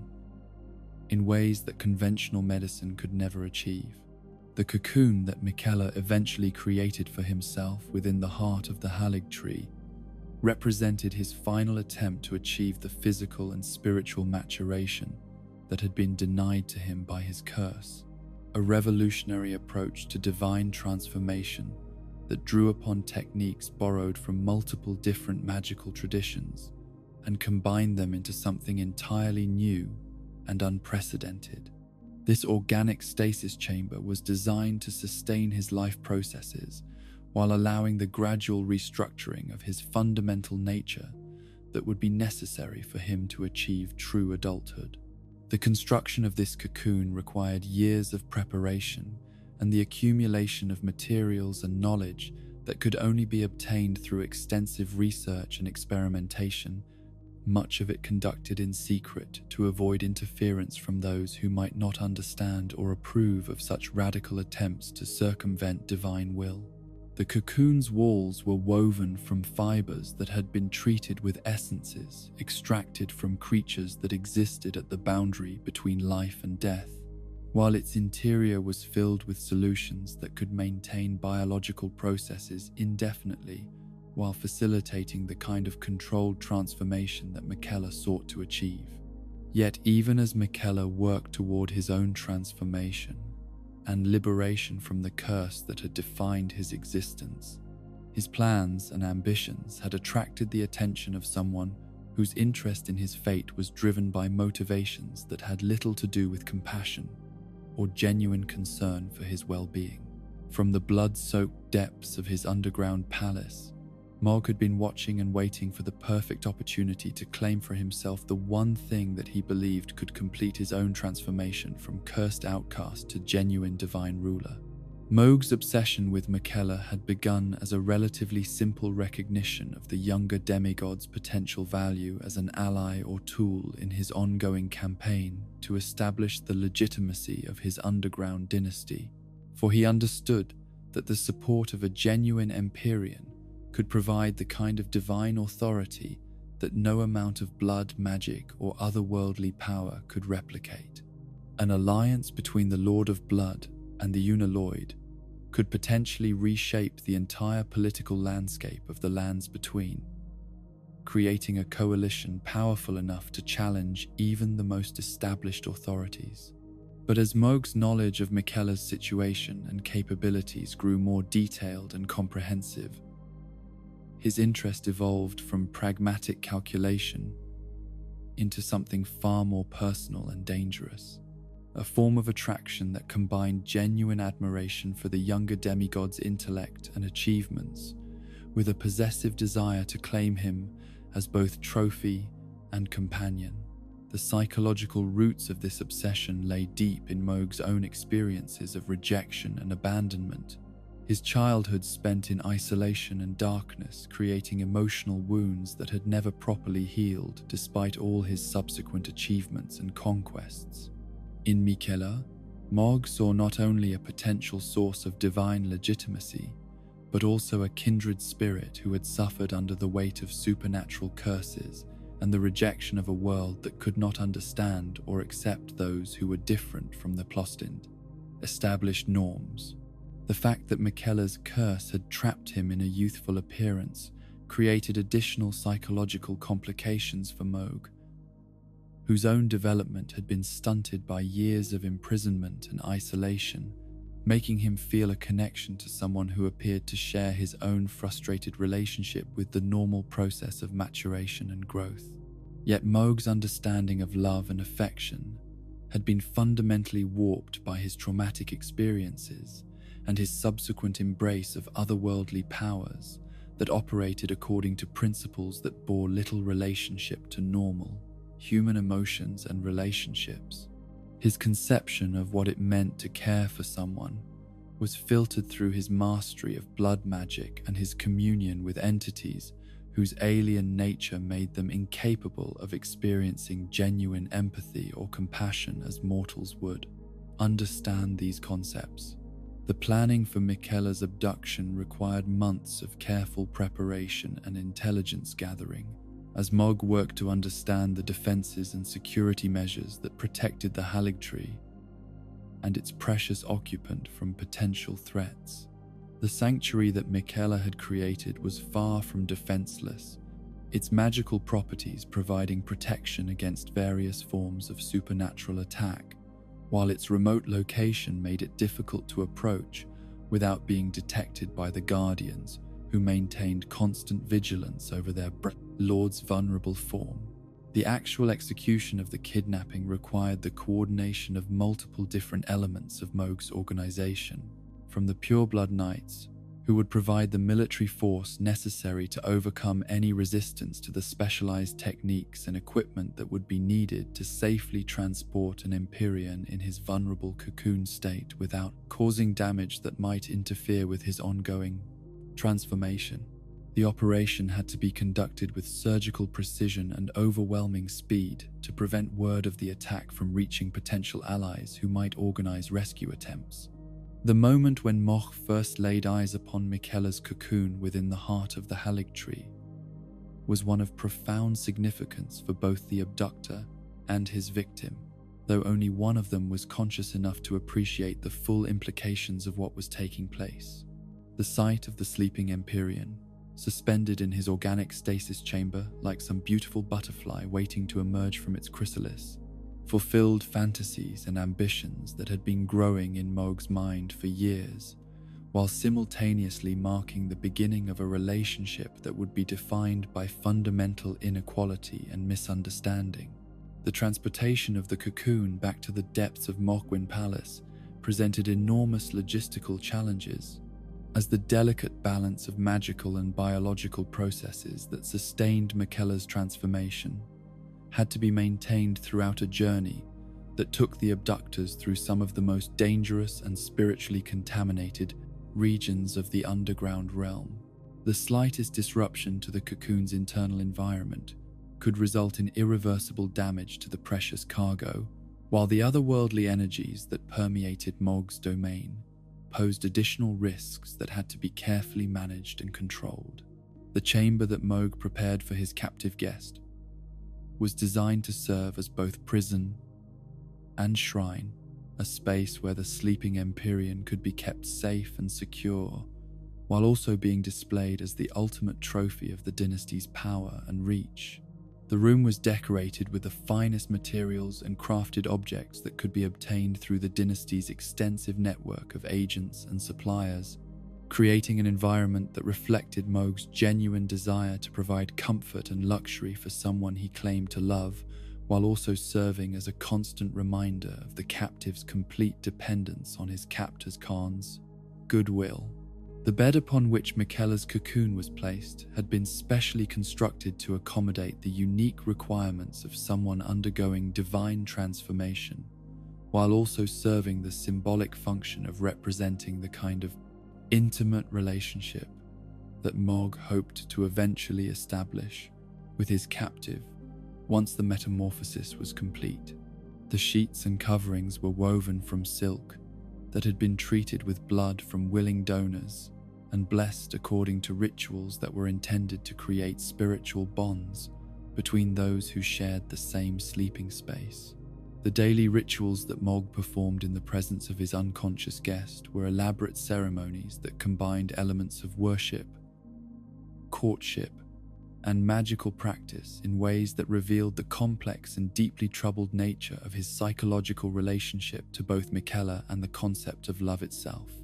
These observances typically began with offerings of his own blood, which he believed would somehow nourish and strengthen the transformation taking place within the cocoon, while also demonstrating his devotion and commitment to their imagined future together. The monologues that accompanied these rituals were perhaps the most revealing aspect of Mohg's behavior during this period, as he spoke to the unresponsive cocoon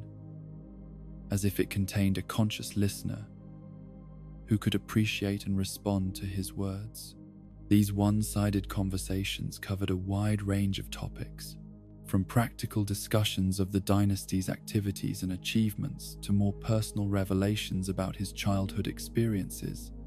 and his vision for the kind of relationship they would share once Michaela's transformation was complete. In these private moments, Mohg revealed aspects of his personality and emotional development that he carefully concealed from his followers and subordinates, showing a vulnerability and neediness that contrasted sharply with the confident and commanding presence he maintained in his public role as Lord of Blood. The sleeping Empyrean became a receptacle for confessions and dreams that had never been shared with any conscious being, serving as both confessor and beloved in a relationship that existed entirely within Mohg's own imagination. The blood that Mohg regularly shared with the cocoon through specialized rituals was intended to serve multiple purposes within his understanding of how divine transformation and spiritual bonding operated, though his theories were based more on wishful thinking and otherworldly inspiration than on any empirical understanding of how such processes actually functioned. He believed that the repeated exposure to his cursed blood would somehow create a connection between himself and the sleeping Empyrean that would persist even after the transformation was complete, binding them together in ways that transcended normal social or emotional relationships. The magical techniques that Mohg employed in his attempts to accelerate and influence Michaela's transformation drew heavily upon the blood magic that he had learned from the Formless Mother, but adapted for purposes that were quite different from anything that otherworldly entity had originally intended. These rituals were designed to infuse the cocoon with energies that would theoretically guide the metamorphosis toward outcomes that would be favorable to Mohg's long-term plans, though the alien nature of the forces involved made it impossible to predict or control their effects with any degree of precision. The creation of what Mohg referred to as their shared bedchamber was perhaps the most disturbing aspect of his relationship with his captive guest, as he attempted to create the illusion of intimacy and mutual participation in activities that were entirely one-sided and non-consensual. The room was arranged to suggest the presence of two occupants, with personal effects and furniture positioned as if they were being used by a couple who shared the space willingly and participated equally in its arrangement and maintenance. The conversations that Mohg held with the unresponsive cocoon during these bedroom encounters revealed the extent to which his understanding of normal relationships had been distorted by his traumatic experiences and his prolonged exposure to otherworldly influences that operated according to principles fundamentally incompatible with mortal concepts of consent and mutuality. He seemed genuinely convinced that his feelings and intentions were reciprocated by the sleeping Empyrean, interpreting the complete lack of response as a form of shy acquiescence rather than the unconsciousness it actually represented. The psychological deterioration that Mohg experienced as months and then years passed without any sign of response or acknowledgement from his captive love became increasingly evident in his behavior and decision-making, though he worked hard to conceal these changes from his followers and subordinates who might interpret such weakness as a threat to the dynasty's stability and effectiveness. The constant rejection, even if it was merely the result of unconsciousness rather than deliberate dismissal, reopened emotional wounds that had never properly healed and created new forms of frustration and desperation. The elaborate justifications that Mohg developed to explain Miquella's continued lack of response revealed the extent to which he had retreated into fantasy and delusion as a means of protecting his ego from the reality of his situation, creating increasingly complex theories about hidden communications and subtle signs of affection that existed only in his own imagination. He convinced himself that the sleeping Empyrean was somehow aware of his presence and attention despite all evidence to the contrary, that the transformation taking place within the cocoon was being influenced by his devotion and would eventually produce exactly the kind of companion he had always dreamed of finding. The impact of this ongoing psychological stress on Mohg's ability to function as an effective leader and military commander became a source of concern for his most trusted advisors and lieutenants, who observed the gradual changes in his temperament and judgment without fully understanding their underlying causes. His decision-making became increasingly erratic and unpredictable, alternating between periods of manic energy and enthusiasm and stretches of brooding withdrawal that interfered with his ability to maintain the kind of consistent leadership that his organization required. The religious and philosophical implications of Mohg's relationship with his captive guest created additional complications for the dynasty's internal cohesion and external reputation, as followers struggled to understand how their lord's behavior related to the principles and values that supposedly governed their movement. Some interpreted his actions as a higher form of love that transcended normal mortal understanding, while others began to question whether his judgment had been compromised by exposure to otherworldly forces that were ultimately hostile to mortal sanity and well-being. The attempts that some of Mohg's most loyal subordinates made to gently suggest alternative approaches to his pursuit of divine legitimacy were met with reactions that revealed the extent to which he had become psychologically invested in his fantasy relationship with the sleeping Empyrean, making it impossible for him to consider any course of action that did not involve maintaining his possession of Miquella and continuing his efforts to establish the kind of connection he believed they were destined to share. As the years passed and Miquella showed no signs of emerging from his cocoon or responding to any of the stimuli that Mohg provided, the Lord of Blood found himself trapped in a situation that was simultaneously the fulfillment of his greatest ambition and the source of his deepest frustration and disappointment. He had succeeded in capturing the most precious prize in all the lands between, but his victory had brought him none of the satisfaction or completion that he had expected to achieve through such a magnificent accomplishment. The realization that his possession of Miquella might never lead to the kind of mutual relationship he had envisioned created a crisis of faith and purpose that threatened to undermine everything he had built during his years as leader of kind. The dynasty, forcing him to confront the possibility that his understanding of love, power, and divine destiny might be fundamentally flawed in ways that made his ultimate goals impossible to achieve through any means available to him. In the deepest chambers of his palace, surrounded by the symbols and artifacts of his accumulated power and authority, Mohg continued his solitary vigil over the sleeping form of the one being whose acceptance and affection he craved above all others, knowing that each day of silence and non-response brought him closer to a reckoning with truths about himself and his desires that he was not prepared to face or accept. Deep beneath the surface world, where the light of the Erd tree had never penetrated, and the very air seemed thick with the weight of accumulated secrets and forbidden knowledge, Mohgwyn Palace rose from the cavern floor like a monument to ambitions that existed beyond the comprehension of those who dwelt in the realm above. This was not merely a fortress or a royal residence, but rather a complete reimagining of what civilization could become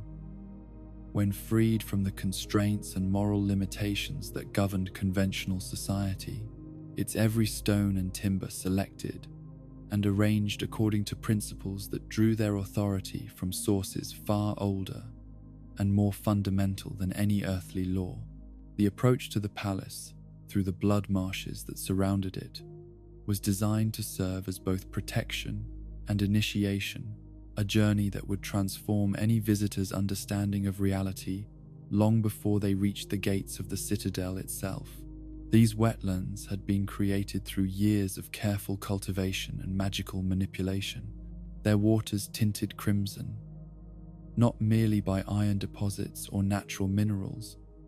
but by the actual blood of countless donors who had contributed their life essence to the creation of this supernatural landscape. The blood that flowed through these marshes was not the stagnant fluid of death and decay, but rather a living medium that pulsed with its own otherworldly vitality, serving as a conduit for magical energies that could be sensed and manipulated by those who possessed the proper training and sensitivity. The very act of walking through these crimson waters created a form of spiritual connection between the visitor and the forces that governed the palace, beginning a process of transformation that would continue throughout their stay in this realm of shadows and whispered secrets. Strange creatures moved through these blood-tinted waters, beings that existed at the boundary between the natural and the supernatural, their forms shaped by prolonged exposure to the otherworldly energies that permeated every aspect of the palace's domain. Some appeared to be variations on familiar species, animals whose basic structure remained recognizable, but whose coloration and behavior had been altered by their absorption of the magical forces that flowed through their environment, like an invisible river of power and possibility. The trees that grew along the marsh's edges were unlike anything found in the surface world, their bark stained dark red by the absorption of minerals and essences from the crimson waters, while their leaves rustled with sounds that seemed to carry meanings beyond the simple movement of vegetation in the underground currents of Mohg. These plants served not only as decoration but as living sensors that could detect the approach of visitors and relay information about their intentions and capabilities to the consciousness that governed the entire complex. The palace gates themselves were masterworks of both engineering and artistic expression, their massive doors carved from wood that had been harvested from trees that grew only in regions where the boundary between the material world and otherworldly dimensions had been worn thin by centuries of magical activity. The metal reinforcements that bound these wooden panels together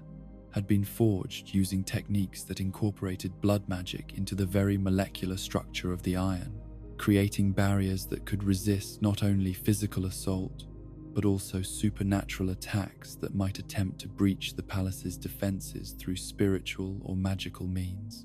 The guardians who manned these gates were not ordinary soldiers, but rather members of the Pureblood Knight Order, whose transformation had progressed to the point where they could serve as living extensions of the palace's defensive systems. Their consciousness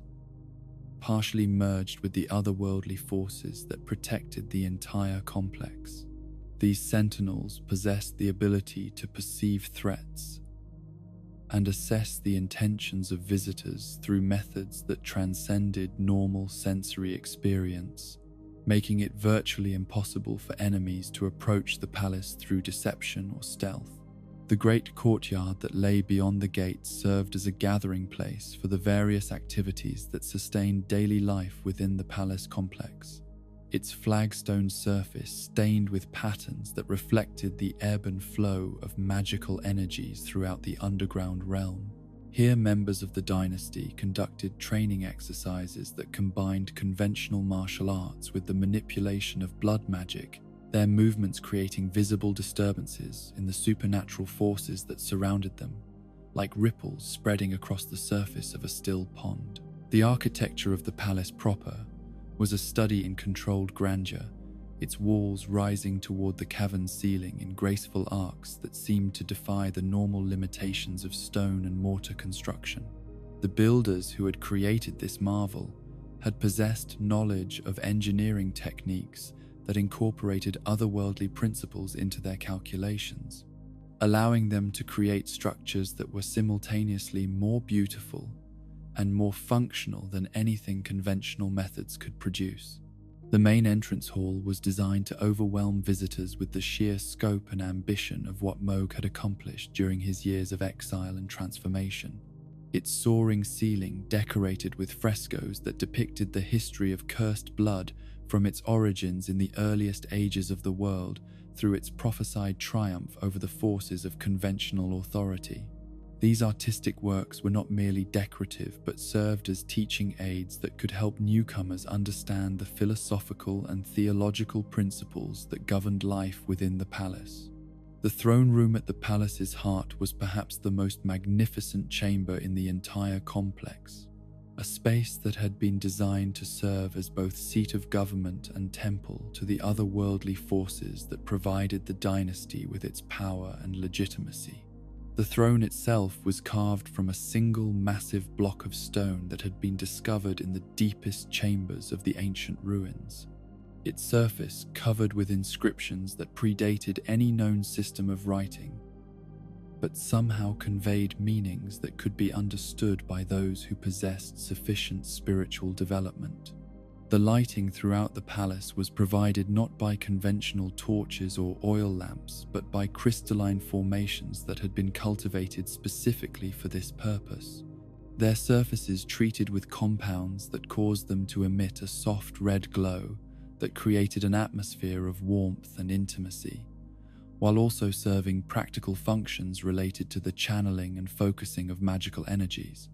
These living lights responded to changes in the supernatural forces that flowed through the palace, their intensity and coloration shifting to reflect the emotional and spiritual states of the inhabitants. The residential quarters where palace inhabitants made their homes were arranged in a complex hierarchy that reflected both their status within the organization and their level of spiritual development, with the most advanced practitioners occupying chambers that were located closer to the sources of otherworldly power, while newer members lived in areas where the magical influences were less intense and potentially overwhelming. Each dwelling was customized to meet the specific needs and preferences of its occupant, taking into account their individual magical signature and the particular combination of abilities that their transformation had produced. The workshops where the dynasty's craftsmen created weapons and artifacts for both practical and ceremonial use were marvels of organized complexity, their multiple chambers devoted to different aspects of the production process, while specialized ventilation systems prevented the accumulation of toxic fumes or dangerous magical emanations. The forges that heated metal for weapon making burned not with conventional fire, but with flames that drew their energy from the life force of willing donors, creating temperatures that could not be achieved through normal combustion, while also imbuing the finished products with supernatural properties. The library that housed the dynasty's accumulated knowledge was one of the most valuable resources within the entire palace complex, its collections including not only conventional texts on history, philosophy, and magical theory, but also documents that had been created through direct communion with otherworldly entities, whose alien perspective provided insights that no mortal scholar could achieve through normal research methods. These works were carefully organized and catalogued according to systems that took into account both their intellectual content and their potential for causing spiritual contamination in unprepared readers. The dining halls where palace inhabitants gathered for meals and social interaction were designed to accommodate the complex dietary requirements that resulted from various stages of magical transformation, their kitchens equipped with specialized facilities for preparing foods that incorporated blood magic into their nutritional content. The meals served in these chambers were not merely sustenance, but also forms of communion that strengthened the spiritual bonds between members of the dynasty while providing the magical nourishment necessary to maintain their enhanced capabilities.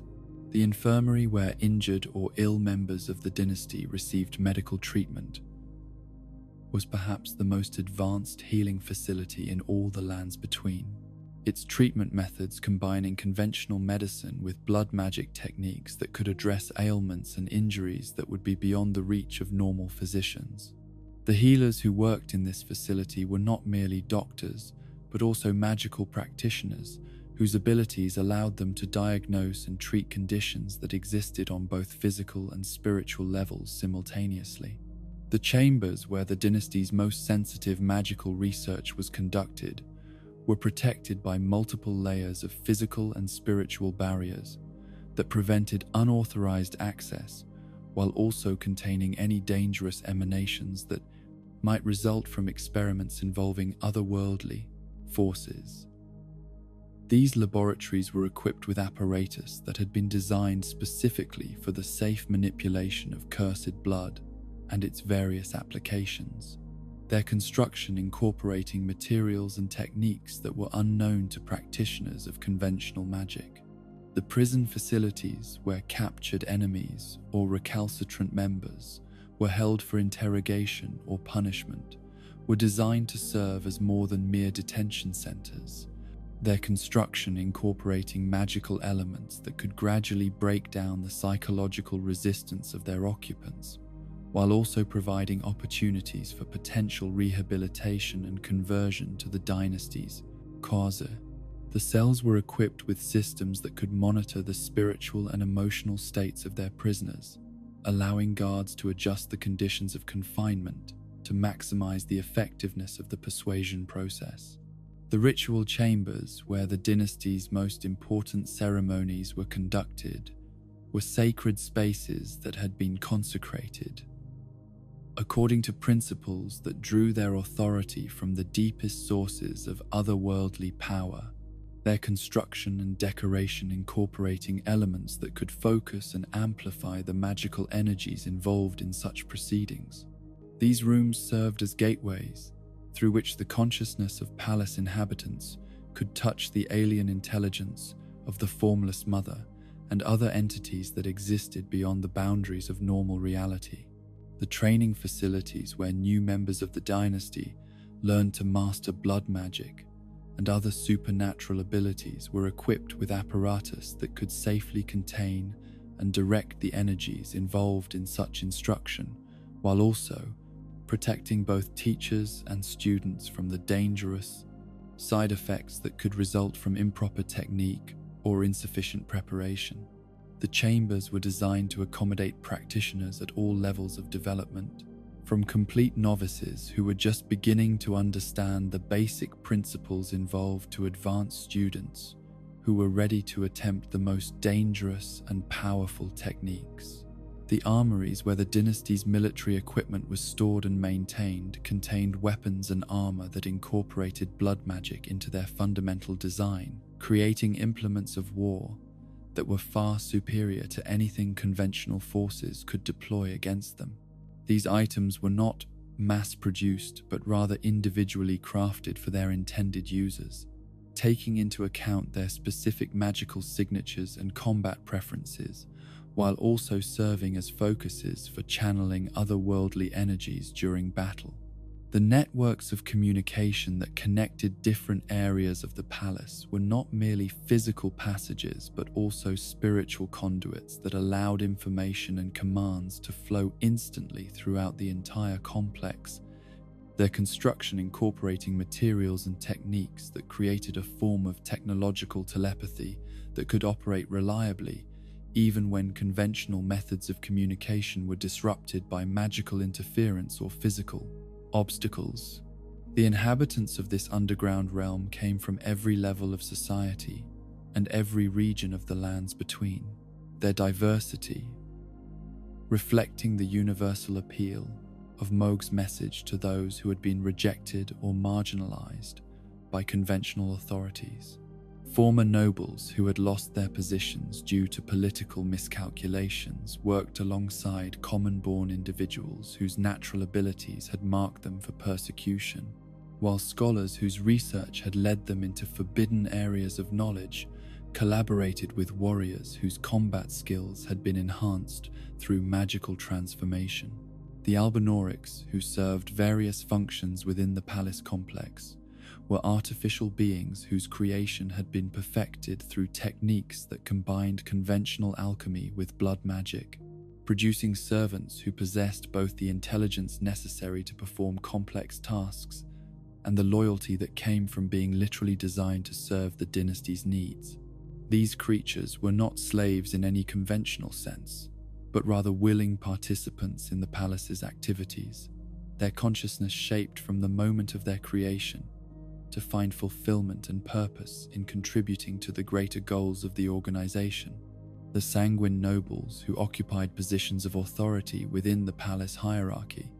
were individuals whose transformation had progressed to the point where they could serve as direct extensions of Mohg's will and consciousness, their minds partially merged with his own, through processes that created forms of shared awareness that transcended normal concepts of individual identity. These beings retained their personal memories and preferences, but also possessed access to knowledge and perspectives that came directly from their lord's accumulated experience and otherworldly communion. The daily routines that governed life within the palace were organized around a complex schedule of activities that served both practical and spiritual purposes, with members of the dynasty participating in regular rituals that maintained their connection to the otherworldly forces that sustained their abilities, while also contributing to the collective consciousness that bound the entire community together. These observances were not burdensome obligations, but rather joyful celebrations of the transformation that had freed them from the limitations and prejudices of conventional society. The ceremonies that marked significant occasions in the palace calendar were elaborate affairs that combined elements of religious worship with political theatre, creating spectacles that reinforced the loyalty and dedication of participants, while also demonstrating the power and legitimacy of the organization to any outside observers who might be present. These events served multiple purposes, not only strengthening the bonds that held the community together, but also providing opportunities for advancement and recognition that motivated members to excel in their various roles and responsibilities. The artistic and cultural life of the palace was as rich and complex as its political and military activities, with members of the dynasty creating works of literature, music, and visual art that reflected their unique perspective on the nature of reality and their place within the cosmic order. These creative endeavors were not mere entertainment, but rather forms of worship and communion that helped to deepen their understanding of the otherworldly forces they served, while also providing outlets for the emotional and psychological tensions that could result from their radical transformation of identity and purpose. In the deepest chambers of the palace, where the influence of otherworldly forces was strongest and most direct, Mohg continued his solitary vigil over the sleeping form of Michaela, the presence of the captive Empyrean serving as both the ultimate symbol of the dynasty's achievement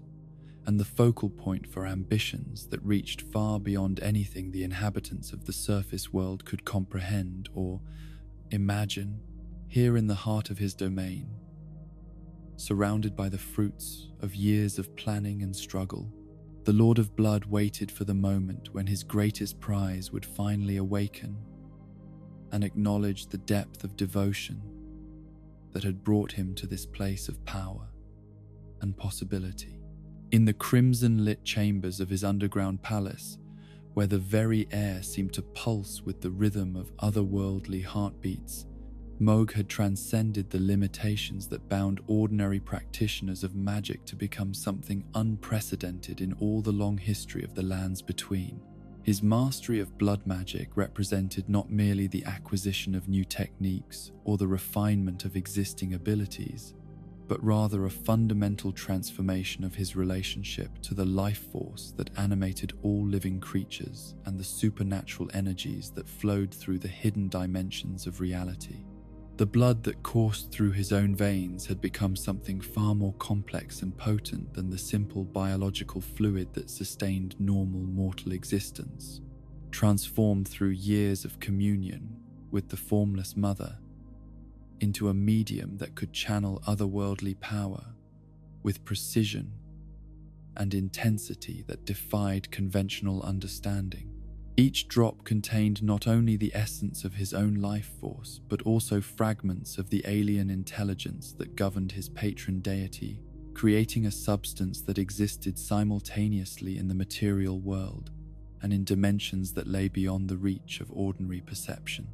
The techniques that Mohg had developed for manipulating this transformed blood allowed him to accomplish feats that would have been considered miraculous or impossible by practitioners of conventional magic, his abilities extending far beyond the simple healing and enhancement that characterized the blood magic used by less advanced students of the art. He could project his consciousness across vast distances by sending forth droplets of his essence, creating temporary extensions of his awareness that could gather information or influence events in locations far from his physical body. The ritual of blood loss that had become his signature technique in combat situations was perhaps the most terrifying demonstration of his capabilities, for it allowed him to drain the life force from his enemies while simultaneously using their stolen vitality to enhance his own strength and resilience. This was not merely a weapon, but rather a form of spiritual vampirism that could permanently weaken opponents while providing the practitioner with resources that could be stored and utilized in future encounters. The pools of cursed blood that he could summon from the earth itself served multiple purposes within his arsenal of supernatural abilities, creating both obstacles that could impede the movement of enemies and sources of power that could be drawn upon to fuel other magical techniques. These crimson manifestations were not illusions or temporary constructs, but rather genuine reservoirs of otherworldly energy that could persist indefinitely once properly established and maintained. The philosophical framework that governed Mohg's understanding of his own abilities was rooted in concepts that challenged the fundamental assumptions upon which conventional morality and social organization were based, for he had come to believe that the traditional distinctions between good and evil, pure and contaminated, sacred and profane, were nothing more than arbitrary constructions designed to maintain the power of those who had been fortunate enough to be born into positions of privilege and authority. In place of these rejected categories, Mohg offered a worldview that celebrated the transformative power of what others called corruption, embracing the idea that true strength and wisdom could only be achieved by those who were willing to abandon the comfortable certainties of conventional thinking and venture into realms of experience that most people found too frightening or disturbing to explore. His love for the cursed and the outcasts was not mere sentimentality,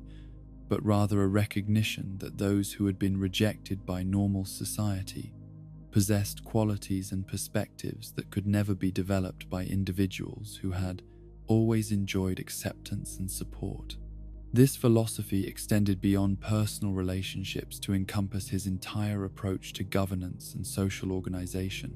For Mohg believed that a truly just society would be one that valued individuals based on their actual capabilities and contributions, rather than their accidents of birth or their conformity to arbitrary standards of respectability.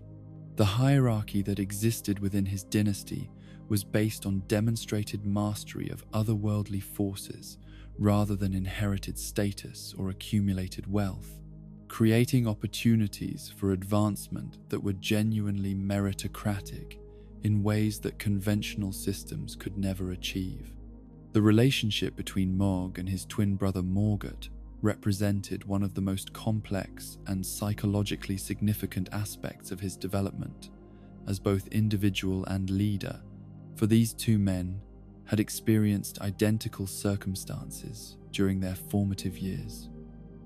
yet had arrived at completely opposite conclusions about how they should respond to the rejection and persecution they had suffered. Where Morgott had chosen to seek redemption through service to the very order that had imprisoned them, Mohg had embraced the role of revolutionary who would tear down the existing system and replace it with something entirely new. This divergence in their paths was not merely a matter of different political opinions or strategic preferences, but rather reflected fundamental differences in their psychological responses to trauma and their understanding of what justice and legitimacy meant in a world where divine authority seemed to be distributed according to principles that bore no relationship to moral worth or practical wisdom. Morgott's loyalty to the Golden Order, despite its treatment of them, represented a form of psychological submission that Mohg found both incomprehensible and deeply troubling, a willingness to accept abuse and rejection as somehow deserved or necessary. The contempt that Mohg felt for his brother's choices was tempered by a genuine sadness for what he saw as Morgott's inability to recognize his own worth and potential, a failure of self-understanding that had led him to waste his extraordinary abilities in service to authorities who would never truly accept or appreciate his contributions. This tragic waste of potential served as a constant reminder to Mohg of the psychological damage that the existing order inflicted upon those who allowed themselves to be defined by its standards and expectations. The great rune that had come into Mohg's possession during the chaotic period following the shattering was not merely a source of additional power, but rather a validation of his rightful place in the cosmic hierarchy that governed the great rune, lands between, tangible proof that his rejection of conventional authority had been not only justified, but actually necessary for the fulfillment of his true destiny. This fragment of the Elden Ring had been transformed by his cursed blood into something that reflected his unique nature and capabilities, its surface stained crimson by exposure to the otherworldly forces that flowed through his transformed physiology. The power that this great rune provided was specifically attuned to his mastery of blood magic, amplifying his abilities to manipulate life force, while also serving as a focus for channeling the alien intelligence of the Formless Mother into the material world. The rune's influence extended beyond mere magical enhancement to encompass his entire understanding of reality and his place within it, providing insights and perspectives that could only be accessed by those who had fully embraced their connection to otherworldly sources of knowledge and power. The role that Mohg played in the broader conflict known as the Shattering was more complex than most observers understood, for his goals and motivations were not limited to simple territorial conquest or political advancement, but rather encompassed a complete transformation of the principles upon which civilization in the lands between was organized. He was not merely another ambitious demigod seeking to claim the Elden throne, but rather a revolutionary whose vision of the future challenged the fundamental assumptions that made such traditional concepts of rulership meaningful or relevant. The alliances and conflicts that shaped his relationships with other major figures in this great struggle were determined not by conventional political calculations, but by deeper questions about the nature of divine authority and the sieve, sources from which legitimate power could be derived. His enemies were not merely rival claimants to temporal authority, but representatives of worldviews that he considered fundamentally flawed and ultimately destructive to the well-being of those who were forced to live under their dominion. The military campaigns that Mohg conducted during this period were characterized by tactics and strategies that reflected his unique understanding of how otherworldly forces could be integrated with conventional warfare to create advantages that traditional armies could not match or counter effectively. His pureblood knights fought not merely as individual warriors, but as components of a larger supernatural organism that could coordinate their actions through forms of communication and shared consciousness that transcended normal military organization. The psychological warfare that accompanied these physical conflicts was perhaps even more important than the battles themselves, for Mohg understood that lasting victory required not merely the defeat of enemy forces, but the conversion of their supporters to new ways of thinking about authority, legitimacy, and the proper organization of society. His reputation for supernatural power and otherworldly knowledge served as weapons that could demoralize opponents and attract potential allies who were seeking alternatives to the increasingly chaotic and destructive conflicts that characterized the age. The network of agents and supporters that Mohg had established throughout the surface world provided him with intelligence and influence that extended far beyond what his relatively small military forces might suggest, creating a hidden web of connections that could be activated to support his goals and ambitions when the proper moment arrived. These individuals were not merely spies or saboteurs, but genuine converts to his philosophy who worked to spread his message and prepare the ground for the larger transformation he envisioned. The religious movement that grew up around Mohg's teachings represented a synthesis of theological concepts that drew from sources both ancient and alien, combining traditional reverence for divine authority with revolutionary ideas about the nature of that authority and the proper relationship between gods and mortals. The blood cultism that emerged from this synthesis was not mere superstition or primitive mysticism, but rather a sophisticated system of thought and practice that offered its adherents genuine benefits in terms of both worldly power and spiritual development. The rituals and ceremonies that characterized this movement were designed to serve multiple purposes simultaneously, providing both practical instruction in the techniques of blood magic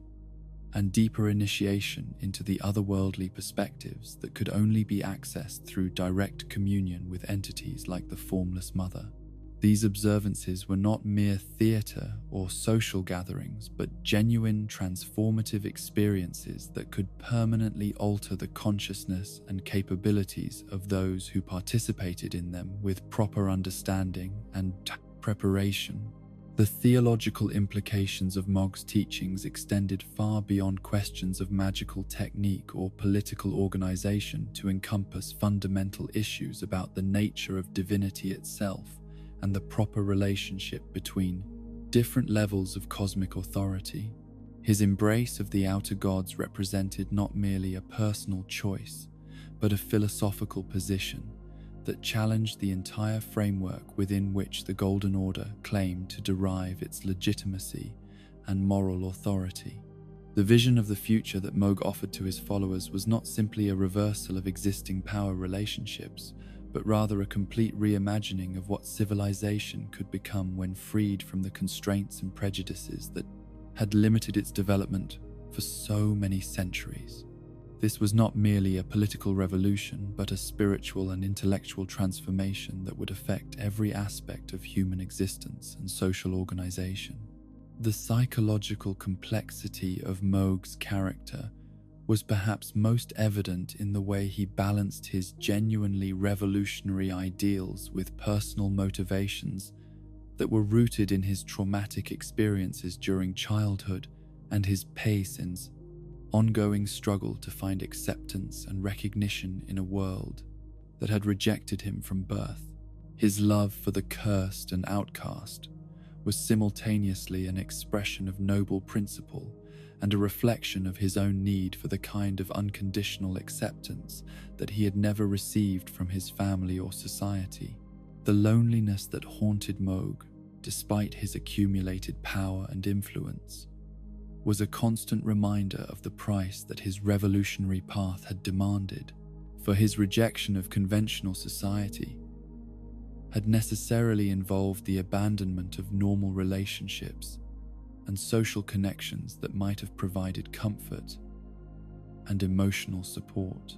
The palace, filled with followers and worshippers, could never entirely compensate for the absence of genuine intimacy and understanding that characterized his relationship with most other beings. The intellectual isolation that accompanied his spiritual and political development was perhaps even more challenging than the emotional loneliness, for his advanced understanding of otherworldly forces and their implications made it difficult to communicate effectively with individuals who had not undergone similar transformations. The knowledge that he had gained through his communion with the Formless Mother provided insights and perspectives that were literally incomprehensible to those who remained bound by conventional assumptions about the nature of reality. The burden of leadership that rested upon Mohg's shoulders was magnified by his awareness that he was not merely governing a political organization, but serving as the primary channel through which otherworldly forces could influence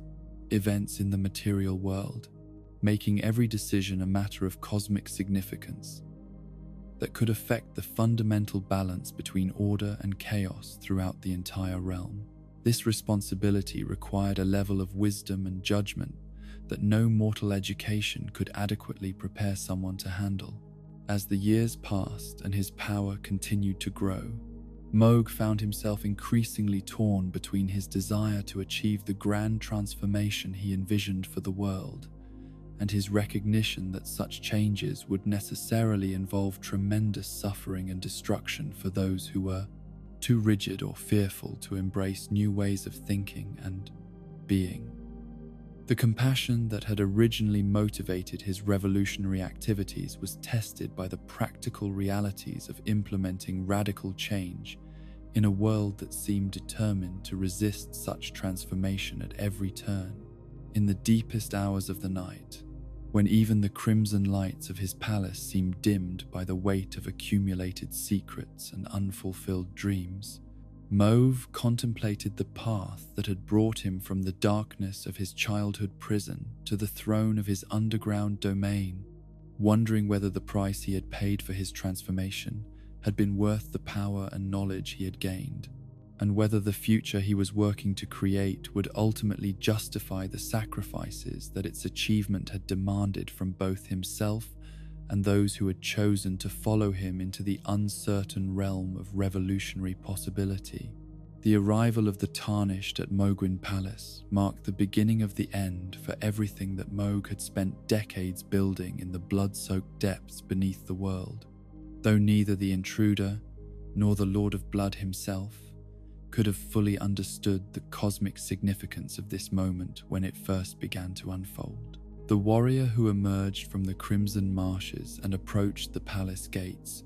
was not merely another ambitious adventurer seeking treasure or glory, but rather an instrument of fate whose very existence represented the convergence of forces that had been building toward this confrontation since the moment of the shattering itself. The defenses that had protected Mohgwyn Palace from countless previous threats proved inadequate against an opponent whose capabilities transcended normal limitations, for the Tarnished carried within themselves a combination of divine blessing and accumulated power that allowed them to overcome obstacles that would have stopped armies of conventional warriors. The Pureblood Knights, who had served as the palace's guardians for so many years, found their supernatural abilities matched and exceeded by someone whose mastery of combat techniques had been honed through trials that few could survive, and fewer still could emerge from with their sanity intact. The battle that raged through the palace corridors was unlike anything that had ever been witnessed in those crimson halls, a conflict that combined physical violence with supernatural forces in ways that threatened to tear apart the very fabric of reality in the immediate vicinity. The walls that had stood for decades began to crack and crumble under the impact of energies that had never been intended to be unleashed in such confined spaces, while the carefully maintained magical systems that sustained the palace's otherworldly atmosphere began to fluctuate and fail under the strain of containing such tremendous destructive forces. The sanguine nobles, who had devoted their lives to serving Mohg's vision of transformed society, fought with desperate courage against an enemy whose determination seemed to draw strength from sources they could not understand or counter, their blood magic techniques proving insufficient against someone who had faced and conquered challenges that existed on scales beyond their comprehension. One by one, these faithful servants fell to the Tarnished's relentless advance, their deaths serving as both tragedy and testimony to the loyalty that Mohg's leadership had inspired among those who had chosen to follow him into the darkness. The Albinaurics, who had found purpose and meaning in their service to the dynasty, were slaughtered without mercy or consideration for their artificial nature, their creator's careful work in granting them consciousness and emotion, proving to be nothing more than additional sources of suffering as they experienced terror and despair in their final moments. These beings, who had been crafted to serve and had found joy in that service, became casualties in a conflict whose larger implications they could neither understand nor influence through their sacrifice. When the Tarnished finally reached the throne room where Mohg waited in anticipation of this long-delayed confrontation, the Lord of Blood appeared to welcome his challenger with something approaching genuine pleasure, for he had grown weary of opponents who could be defeated through conventional applications of his supernatural abilities. Here at last was someone worthy of the full demonstration of his power, an adversary whose capabilities might actually require him to draw upon the deepest reserves of otherworldly force that he had accumulated through his years of communion with the Formless Mother. The initial stages of their battle were characterized by a deadly elegance that reflected Mohg's mastery of blood magic and his understanding of how such forces could be wielded with precision and artistry rather than crude, overwhelming power. His techniques flowed from one to another with the fluid grace of a master performer demonstrating their craft. Each spell and incantation, chosen not merely for its destructive potential, but for its aesthetic qualities and its ability to showcase the sublime beauty that could be found in the proper manipulation of life force itself. The ritual of blood loss that had served as Mohg's signature technique in countless previous encounters proved less effective against the Tarnished than it had against any opponent he had previously faced, for this enemy possessed resistances and recovery abilities that seemed to operate according to principles that existed outside the normal rules governing mortal physiology. The life force that Mohg attempted to drain was replenished through means that he could not identify or counter, creating a situation where his most reliable weapon became merely one element in a more complex tactical puzzle. The pools of cursed blood that erupted from the throne room floor at Mohg's command created obstacles and hazards that would have overwhelmed most challengers. But the Tarnished moved through these crimson manifestations with the confidence of someone who had faced similar supernatural threats and learned to navigate them through experience and adaptation. The otherworldly energies that should have sapped their strength and clouded their judgment seemed to have little effect on their performance, suggesting that they possessed protections or immunities that had been acquired through previous encounters with forces similar to those that Mohg commanded. The psychological warfare that Mohg attempted to deploy alongside his magical attacks proved equally ineffective against an opponent whose mental resilience had been forged through trials that had tested every aspect of their character and determination. The whispered promises of power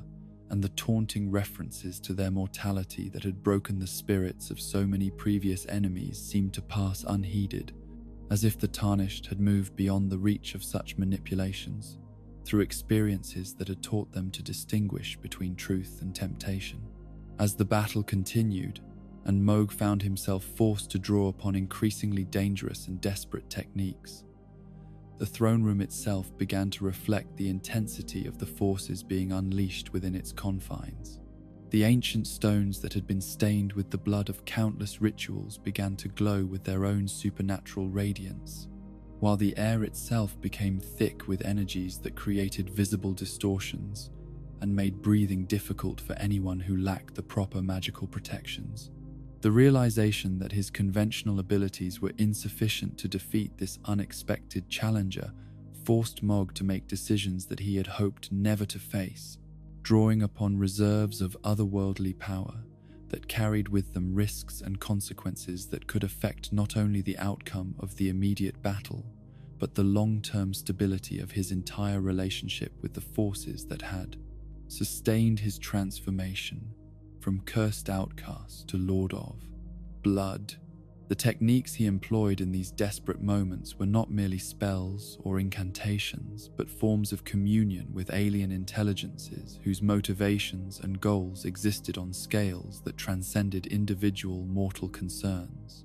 The moment when some unknown ally of the Tarnished produced the shackles that had once been used to bind Mohg during his imprisonment in the royal dungeons represented a psychological blow that was perhaps even more devastating than any physical damage the Lord of Blood had sustained during their scade confrontation. These instruments of his childhood torture, forged with blessed metals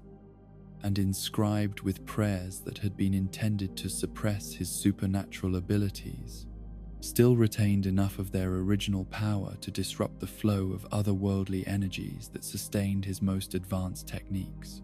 The application of these shackles created a brief but crucial window of vulnerability during which the Tarnished was able to inflict damage that penetrated through Mohg's magical defenses and struck directly at his physical form, wounds that his enhanced physiology struggled to heal, while his connection to the formless mother was disrupted by the sacred bindings. The pain of these injuries was magnified by the psychological trauma of being once again subjected to restraints that represented everything he had struggled to escape and overcome during his long journey from victim to predator. Yet, even constrained by the power of these ancient shackles, Mohg refused to accept defeat or surrender, drawing upon the deepest reserves of his transformed nature to undergo a final metamorphosis that would either destroy his enemy or result in his own annihilation in the attempt. The wings that erupted from his shoulders were not mere physical appendages, but manifestations of his complete surrender to the otherworldly forces that had shaped his destiny, extensions of alien will that allowed him to transcend the normal limitations of terrestrial existence. The transformation that accompanied this final, desperate gambit was both magnificent and terrible to witness, as Mohg's physical form expanded and altered to accommodate energies that had never been intended to manifest fully within the confines of material reality. His appearance became something that existed at the boundary between the recognizably humanoid and the utterly alien, a being whose every movement and gesture reflected the influence of intelligences that operated according to principles fundamentally incompatible with mortal understanding. The aerial combat that ensued as Mohg took to the air above his throne room was a spectacle that would have inspired both awe and terror in any observer fortunate enough to survive witnessing it, for it represented the collision between mortal determination and otherworldly power on a scale that threatened to tear apart the very foundations of reality in the immediate area. The Lord of Blood moved through the air with grace and speed that defied normal physics, his attacks coming from angles and directions that no earthbound opponent could easily predict or counter. The pools of burning blood that rained down from above during this phase of the battle were not merely weapons but sacraments, offerings to the formless mother that demonstrated Mohg's complete dedication to the alien intelligence that had granted him power beyond mortal comprehension. Each droplet that struck the throne room floor created small explosions of otherworldly energy that left permanent scars in the ancient stone, marks that would serve as testimonies to the forces that had been unleashed in this final confrontation long after all the participants were dead and forgotten. The spear attacks that Mohg launched from his aerial position combined physical force with supernatural energies in ways that created wounds in both the material and spiritual dimensions simultaneously. Injuries that would have been impossible to heal through conventional means and difficult to treat, even with the most advanced magical techniques.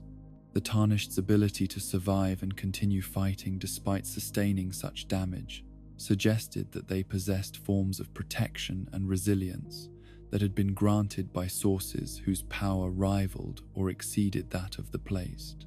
entities that served as Mohg's patrons. The final moments of their battle took place in an atmosphere that had become so saturated with otherworldly energies that the normal laws of physics seemed to operate only intermittently, creating conditions where cause and effect became fluid, and the distinction between possibility and actuality began to break down. The air itself had become a medium through which alien intelligence could manifest directly, turning the throne room into a temporary gateway between dimensions that had never been intended to intersect. When the Tarnished finally struck the blow that ended Mohg's resistance and brought his long reign as Lord of Blood to its conclusion, the death cry that escaped his lips was not merely the sound of a mortal creature facing its end, but rather a harmonized chorus that included the voices of all the otherworldly entities that had invested portions of their essence in his soul, transformation, and empowerment. The otherworldly energies that had sustained his supernatural abilities for so many years were released all at once, creating a final explosion of force that threatened to collapse the entire palace structure. The body that fell to the throne room floor bore little resemblance to the cursed Omen child who had once been imprisoned in the dungeons beneath the royal capital. For decades of communion with alien intelligences had transformed Mohg into something that existed at the boundary between mortality and whatever lay beyond it. Even in death, his form continued to radiate otherworldly power, the blood that pooled around his fallen figure, glowing with its own supernatural radiance and creating patterns that seemed to shift and change according to principles that no mortal observer could understand or predict. The silence that settled over the throne room in the aftermath of the battle was more profound than mere absence of sound, for it represented the end of a reign that had lasted for decades, and the conclusion of a revolutionary movement that had attracted followers from every corner of the lands between. The dynasty that Mohg had built through years of careful planning and ruthless determination was left leaderless and directionless, its members scattered and demoralized by the sudden loss of the figure who had provided both inspiration and guidance for their transformation from outcasts into a force that had threatened to reshape the entire political landscape of the Bonked realm. The fate of Miquella, whose abduction had provided the psychological catalyst for so much of Mohg's behavior during his final years, remained uncertain in the immediate aftermath of the Lord of Blood's defeat, for the sleeping Empyrean showed no signs of awakening despite the sudden removal of the otherworldly influences that had surrounded him during his captivity. The cocoon that had sustained his transformation continued to function according to its original design, suggesting that whatever process had been initiated within its confines would continue, regardless of external circumstances. The implications of Mohg's death extended far beyond the immediate vicinity of his palace, for the network of agents and supporters that he had established throughout the surface worlds suddenly found themselves without the central authority that had coordinated their activities and provided direction for their efforts to spread the influence of blood magic and otherworldly philosophy. Some of these followers would attempt to continue their work independently, while others would abandon their revolutionary activities and seek to reintegrate themselves into conventional society before their association with the fallen Lord of Blood could result in persecution or punishment. The knowledge and techniques that Mohg had developed during his years of communion with the Formless Mother did not die with him, for he had been careful to preserve his discoveries in forms that could be accessed and utilized by future practitioners who possessed the proper combination of dedication and natural aptitude. The libraries and laboratories within his palace contained resources that would remain valuable to students of blood magic for generations to come, assuming that anyone would be brave enough to venture into the depths where such dangerous knowledge was stored. The psychological impact of Mohg's defeat was perhaps most profound among those who had found in his philosophy and leadership a sense of purpose and belonging that had been denied to them by conventional society. For his death represented not merely the loss of a political leader, but the collapse of an entire worldview that had promised transformation and redemption for the cursed and the outcast. The community that had gathered around his vision of a new form of civilization found itself forced to confront the possibility that their shared dreams had been nothing more than delusions that could not survive contact with the harsh realities of political and military conflict. Yet even in defeat, Mohg's legacy would continue to influence events throughout the lands between, for the ideas and techniques that he had introduced during his reign as Lord of Blood had taken root in minds and hearts that would carry them forward into whatever future awaited the realm in the aftermath of the shattering. The blood magic that he had refined and systematized would continue to be practiced by those who had learned its secrets, while his philosophical critique of conventional authority would inspire future revolutionaries who shared his vision of a world transformed according to different principles and values. The empty throne that remained in the palace's great hall served as a monument to ambitions that had reached beyond the boundaries of what was considered possible or acceptable, a reminder that even the most carefully constructed plans and the most powerful supernatural abilities could not guarantee success against opponents who possessed the proper combination of skill, determination, and divine blessing. The crimson stains that covered its surface would remain as permanent testimonies to the blood that had been shed in pursuit of dreams that had proven to be both magnificent and ultimately doomed to failure.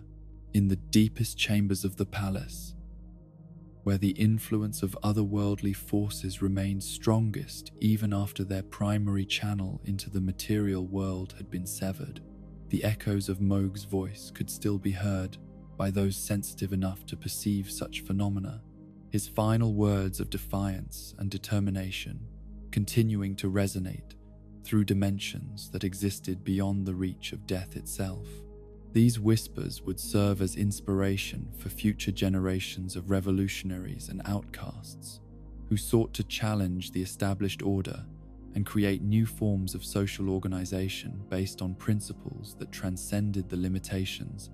of conventional morality and authority. And so concludes the crimson tale of Mohg, Lord of Blood, a story written in suffering and sealed with sacrifice that echoes through the blood-soaked halls of his fallen palace, like the final notes of a requiem played for dreams that reached too high and burned too bright in their ambition to transform a world that was not ready for such radical change. From the cursed birth that marked him as an outcast before he could speak his first word to the bloody end that claimed him in the throne room, where he had once believed himself invincible, we have witnessed how rejection and trauma can twist noble souls into monuments of vengeance, while simultaneously revealing the tragic beauty that can emerge when the dispossessed dare to dream of worlds where their suffering might finally find meaning and purpose. The underground palace that had served as both sanctuary and symbol for the revolutionary vision Mohg brought forth from the depths of his communion with otherworldly forces, now stands empty of its master's terrible presence, its corridors filled with nothing more substantial than memories and the lingering echoes of ambitions that had grown too large for any single mortal consciousness to contain or direct. The crimson lights that once pulsed with the rhythm of supernatural heartbeats have dimmed to mere flickers, while the pools of cursed blood that had served as conduits for alien intelligence slowly evaporate into mist that carries with it the last traces of dreams that were simultaneously magnificent and doomed to failure from the moment of their conception. The formless mother, that otherworldly entity whose alien compassion had provided both power and purpose to the cursed prince who became a lord of revolution, retreats now to whatever realm spawned her consciousness, her investment in mortal affairs diminished by the loss of the primary vessel through which her influence could manifest in the material world. The whispers that had once guided Mohg through his transformation from victim to predator fade into silence, leaving behind only the knowledge and techniques that he had preserved in forms that might someday inspire future generations of outcasts to attempt their own transformations of the established order. The dynasty that had gathered around Mohg's vision of a new form of civilization crumbles now like all things built on foundations of pain and sustained through promises of revenge. Its members scattered to whatever fates await those who have tasted power beyond mortal comprehension and found themselves unable to return to the simple certainties that had once defined their existence. Some will attempt to preserve the knowledge and practices they learned during their service to the Lord of Blood, while others will seek to forget everything they experienced in those crimson halls and integrate themselves back into the conventional society they had once rejected. The pure-blood knights, whose transformation had made them living extensions of their master's will, find themselves bereft of the otherworldly guidance that had given meaning and direction to their enhanced capabilities, their supernatural abilities intact, but no longer connected to the greater purpose that had once justified the terrible prices they had paid for their empowerment. These warriors, neither fully mortal nor entirely something else, must now discover what forms of existence might be possible for beings who have moved beyond the boundaries of normal humanity, but lack the philosophical framework that had previously given structure to their transformed nature. The blood magic that Mohg had refined and systematized during his years of experimentation and communion with alien intelligences will not die with him, for knowledge once gained has a way of persisting in the world long after its original discoverers have passed into whatever lies beyond mortal existence. The techniques and principles he developed will continue to be practiced by those who possess the courage and dedication necessary to explore realms of power that most people find too disturbing or dangerous to investigate, though whether such practitioners will use these abilities for purposes that honor his revolutionary vision or merely exploit them for personal gain remains to be seen. The sleeping form of Miquella, whose abduction had served as both catalyst and justification for so much of Mohg's behavior during his final years, continues to rest within the cocoon that was designed to facilitate his transformation from cursed child to mature Empyrean, the process of his metamorphosis apparently unaffected by the sudden removal of the otherworldly influences that had surrounded him during his captivity. His eventual awakening will bring with it questions and consequences that may reshape the political landscape of the lands between, in ways that neither his captor nor his rescuer could have anticipated or prepared for. In the deepest chambers of the fallen palace, where the influence of otherworldly forces lingers strongest despite the severing of their primary connection to the material world, scholars and treasure seekers who are brave enough to venture into those blood-stained halls may yet discover secrets and knowledge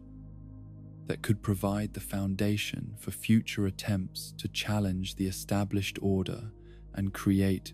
new forms of social organization based on principles that transcend the limitations of conventional authority and morality. The legacy of Mohg's revolutionary philosophy will continue to inspire those who have been rejected by normal society and find in his example proof that even the most cursed and despised can rise to positions of genuine power, influence through the proper application of will and determination. His critique of the arbitrary nature of social hierarchies